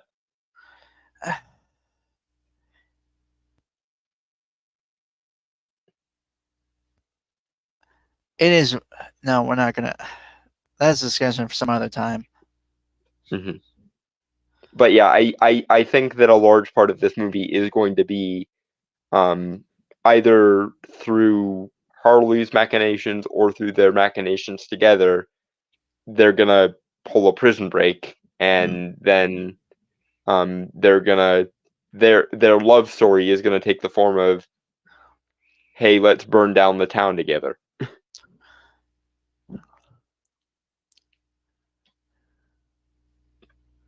All right, shall we? Yeah, banana cream pie. Banana cream pie.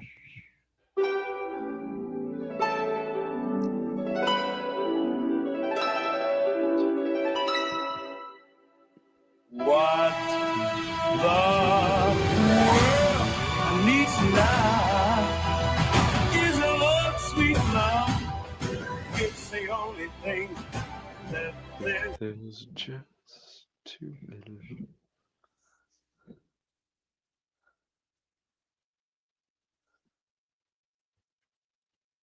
Although, I'm curious for musical, are they actually going to sing, or is it just going to be them dancing to songs? Well, considering that one of Joaquin Phoenix's earlier roles was Walk the Line, the Johnny Cash biopic, and Which he considering played that, Johnny Cash. Yeah, and considering that, yes, and considering that Lady Gaga is Lady Frickin' Gaga, I suspect they will be singing. Okay, I was just curious because I mean either way, I'm in. I was just curious if they're just going to be playing songs that match the scene and they'll just be dancing to them or lip syncing to them. Again, given Lady Gaga's pedigree and also the fact that Joaquin was able to convincingly mimic Johnny Cash's singing style, I suspect they both have the vocal chops to actually sing this. Yeah. All right, moving on. Yep, banana cream pie. Jinx. just to nibble on what the world is sweet love. Tell us, what's changed, Arthur? I'll tell you what's changed. I'm not alone anymore.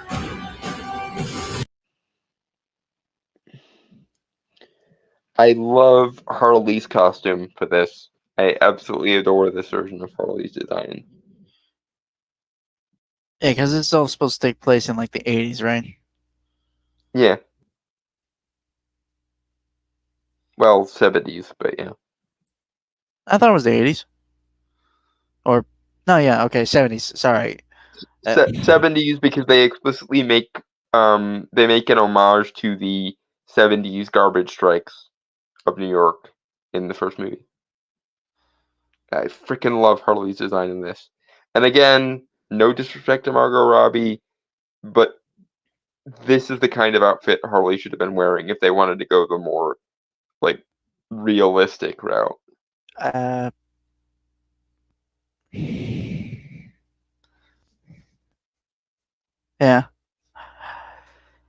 Again, just cinematically, like cinematography is just amazing. It's almost like when you stop pissing all over the very concept of fandoms and IPs, and you actually put the same effort into them that you put into, like, when you put the same effort into blockbusters that you put into art house, Oscar bait shit, it can be really good as an end result. Mm-hmm. All right. Banana cream pie. Banana cream pie. That's what we should be talking about.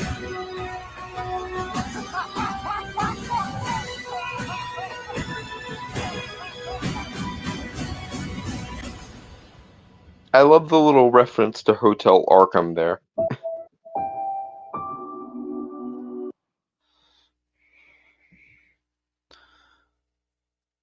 This looks insanity, like in a good way. Well, yeah, it's very much. It seems like their version of a love story is, "Hey, let's burn down the world together." In fact, when I first watched this, I kind of made a parody version of "I don't want to set the world on fire," in my head. Instead of "I don't want to set the world on fire," it's "I just want to set the world on fire so I can start the flame in your heart." Again, it's kind of again, one of the reasons I love this so much is because it does kind of vibe with my philosophy on love. Is a lot of the time, finding love, whether it's friendship or whether it's romantic love, is just finding someone with complementary insanities to you. And I do like that seems to be the route they're going with this. I really hope they don't twist it, because especially given how twisty the first one was, I honestly think it would be more of a twist to play it straight this time. All right, 20 seconds left. Seconds, but yeah. Yeah, I said 20. Yeah, I corrected myself. Banana cream pie. Banana cream pie. I want to see the real you.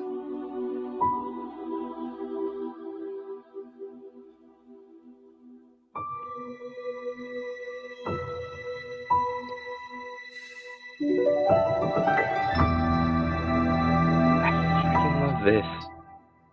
Like October 4th, already, 2024. yeah, already in that last scene, you can see the romantic chemistry building, and it's so sweet. I love it.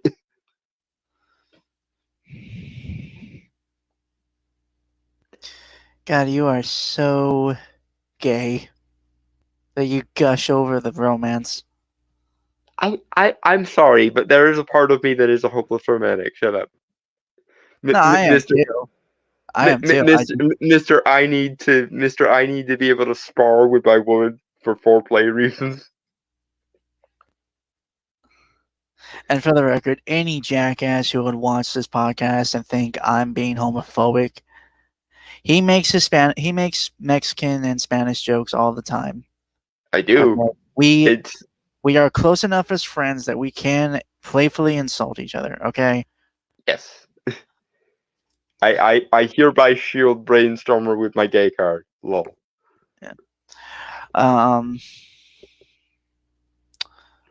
Yeah, no, that looks fun. Obviously, I don't think I'm going to see it like when it first comes out, because it's probably going to be a big crowd. A lot of people are going to see it. Most of the time, I don't like to go like first weekend to movies just because big crowds and stuff. Usually, I hope it's really, really successful. Fortunately, I haven't seen too many people be cynical assholes about it, but I have seen enough people that it worries me. Going, why would you even make a sequel? The first one was lightning in a bottle, and then another subset of people going, why on earth would you make it a musical, grr? Like, there seems to be a certain subset of people who despise the very notion of sequels, just on general principle, and therefore every sequel has to justify itself, quote unquote. And then there seems to be another subset of people, or maybe they're sometimes the same people, who just viscerally hate musicals with a passion, and I don't get it. Fortunately, though, it seems like a lot, because I watched a lot of reaction videos to this, just because I wanted to see how, like, I wanted to kind of get a feel for people's pulse on this. It seems like a lot of people who were second guessing it, like I was, were also sold by the trailer, so Yeah. I'm not super worried about it. But there is apparently a certain contingent of people who either viscerally hate sequels for no explicable reason or viscerally hate musicals for no explicable reason. To be fair, for me, it's not that I dislike musicals. I like them. I would just like more unconventional musicals, like rock ballads and stuff. Well, it would appear that Todd Phillips is about to give us a very unconventional musical. Okay, just for example, off the top of my head, my favorite kind of musicals, like the ones that I remember watching and have stuck with me, right?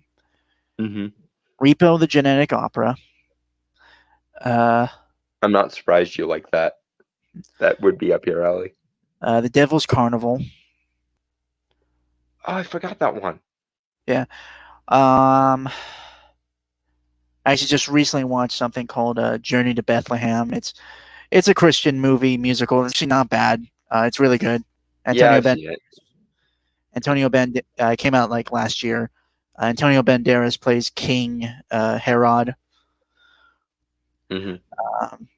Has a Disney villain musical number, and it's really good. The villains do always get the best songs, don't they? Yeah. Which bodes well for this movie because, well, we're doing Mad Love in the style of like Chicago or New York. So, but I like musicals that kind of don't follow, that aren't classical, and like a lot of musicals that I've watched growing up are very much like classical ones, right? And those are fine. I'm not dissing those, obviously. I'm just saying, like, for me, I've always been the they're one that not your thing personally. No, to be fair, I grew up like listening to rock music and stuff, like and like punk rock, pop. Yeah, and those don't often show up in musicals. Yeah, fair enough. Yeah, but I'm on the other end of the spectrum. Well, maybe not the other end of the spectrum because I also do like the ones you listed, like Repo and stuff. But like I'm an easy sell for musicals. Hell, I'm the sort of person. Actually, I mean, it's kind of a mix of classic. It's like a series of songs for a musical that's based off the story of Odysseus. It's called Epic the Musical. Interesting. It's on YouTube. Like all the songs are there. You can just look that up, and they got like these arcs and stuff. And it's really good, and it has like a combination of like it's classical, but it can also do like symphonic rock. Have you heard the concept album for Death Note the musical? Only Human. That's about it. Okay, so you have heard at least one song from it, but yeah. To be fair, that one has been I've seen a lot of animatics and stuff for that. It's actually really good. I know they did one for Good Omens a while ago, but that's actually how I found that. I'll be fully honest. That is actually how I found it. That animatic. Yeah. Anyway, you would probably really like Death Note the musical because it is a darker movie or IP. They do sort of lean more into the rock sort of vibe. Yeah. Also, it kicks ass. And the interesting thing I found was that the actor they got to play L for the concept album sounds a lot like the English the voice actor for the English dub, which was just impressive in general to me. But, I'm looking forward to the Joker too. So I am looking forward to it, and I expect to once again sing its praises. And anyone who refuses to see it because ew sequel or ew musical, you can just fuck right off. I hope that it doubles what the first one made, so that they end up making a third one, because I do want this to be a trilogy. All right, so Dragon Turtle said, clearly you both are just horrible instaphobes. Apparently. What we said earlier about like us. The ribbing of the telling of identitarian jokes. Yeah. Anyway, so rock metal musical just sounds weird. I don't think you've listened to good ones then. Yeah, I'm almost certain you haven't heard Repo. Repo the Genetic Opera is probably the selling case for a musical in that realm. Actually, now that I think about it, I mean, Devil's Carnival is more of a classic musical, but I think it's just the tone overall with the songs. I do think they're likely going to stick to a more classical musical for Joker 2. Which is fine, and I think it works for the tone. Yeah. The 70s really vibe. With the sequel, you can't make something original, people, or the cult of the new, I call them. Like I saw a lot of people, like the complaint was literally what made Joker special was that it was original. There was no need for a sequel. And maybe I'm the weird one, but I always operate on the assumption of any story worth telling is also worth continuing in some way. I mean, and the whole reason that. Sorry.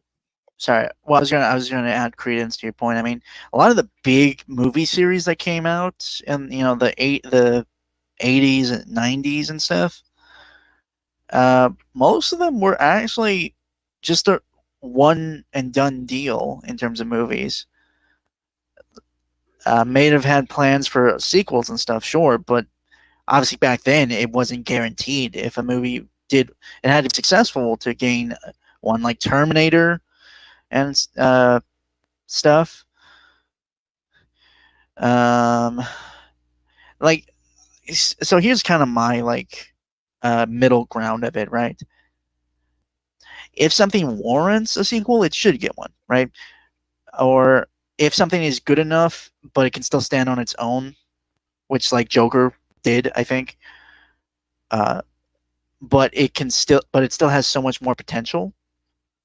It isn't just like cash baiting or whatever. It's not like a cash in kind of project. Right, and that's the thing that confused me about a lot of people who were just like, no, I don't want any more continuation from this, because the whole point of Joker, as I understood it, was that we were essentially seeing a version of the backstory from The Killing Joke, the one bad day scenario.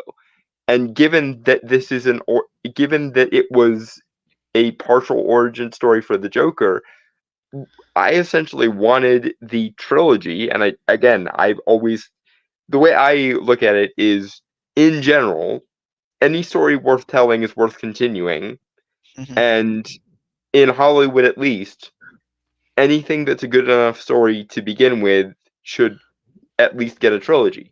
And in that vein, I always assumed that the point of the trilogy was going to be watching Arthur slowly, incrementally work his way up to being the Joker, the full-fledged, agent of chaos, one bad day sort of Joker.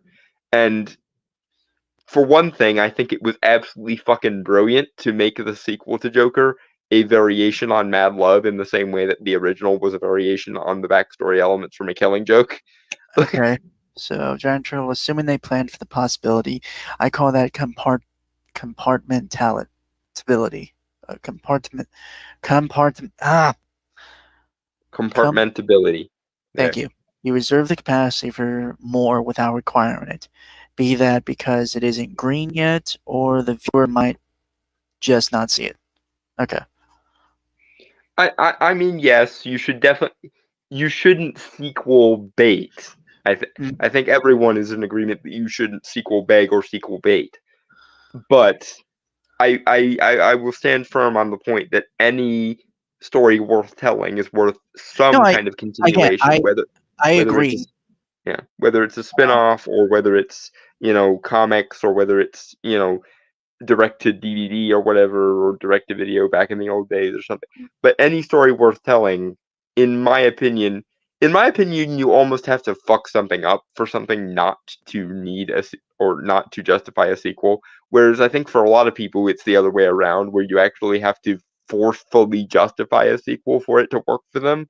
And I don't understand that mentality, because I always, maybe this is me being a greedy little bitch, but I've always been this way, where if I like something, I always want more of it. So I don't understand the justify a sequel thing.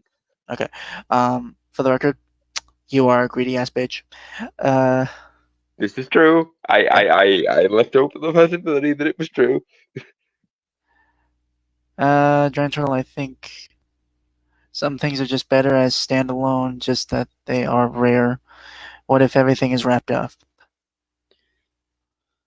Then there's always the whole, next generation. What if they have kids? What if, like, even if the main character is dead or something, the story in some way still goes on.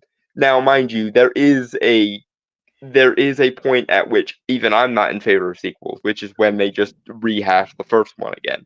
I hate sequels that don't actually continue the story, but instead just redo it. So there are points at which I will hard pass on sequels. But as I said, you almost have to fuck something up for me not to be game for a sequel. Also, now that I think about it, does MLP count as a musical? I mean, does Phineas and Ferb, like those shows that always have musical numbers in their episodes? I mean, I would think so.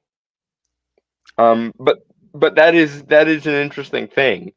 I think a lot of the stigma around musicals is very similar to the stigma around animation, where it's like a musical must be for kids. That's why Disney can get away with it, or cartoons can get away with it. But if you put a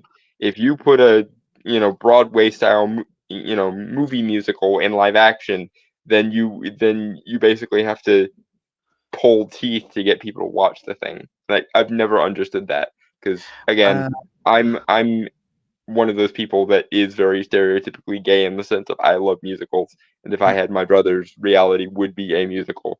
Like, that is the one spell I would borrow from the Magician's universe if I could, the make a musical spell. So I do think we are gonna have to cut it here now, guys, because it is almost 12. Musicals just aren't my thing. That's fair, Giant Turtle. Again, that's fair, man. Musicals aren't for everyone. And again, I have a specific niche of musicals I enjoy. Like, I don't enjoy all of them, Yeah. So, what I resent was not that some people just aren't in favor of musicals. It's that people were using the fact that Joker 2 is a musical as a reason it shouldn't exist, or as a reason they should be allowed to hate it sight unseen. And that was what got me riled up about it. And that's a fair point. Anyway, with that, folks, I want to say goodbye, adios, aloha, auf Wiedersehen, sayonara, peace, cheers, and remember to smile, don your smile, and fuck off.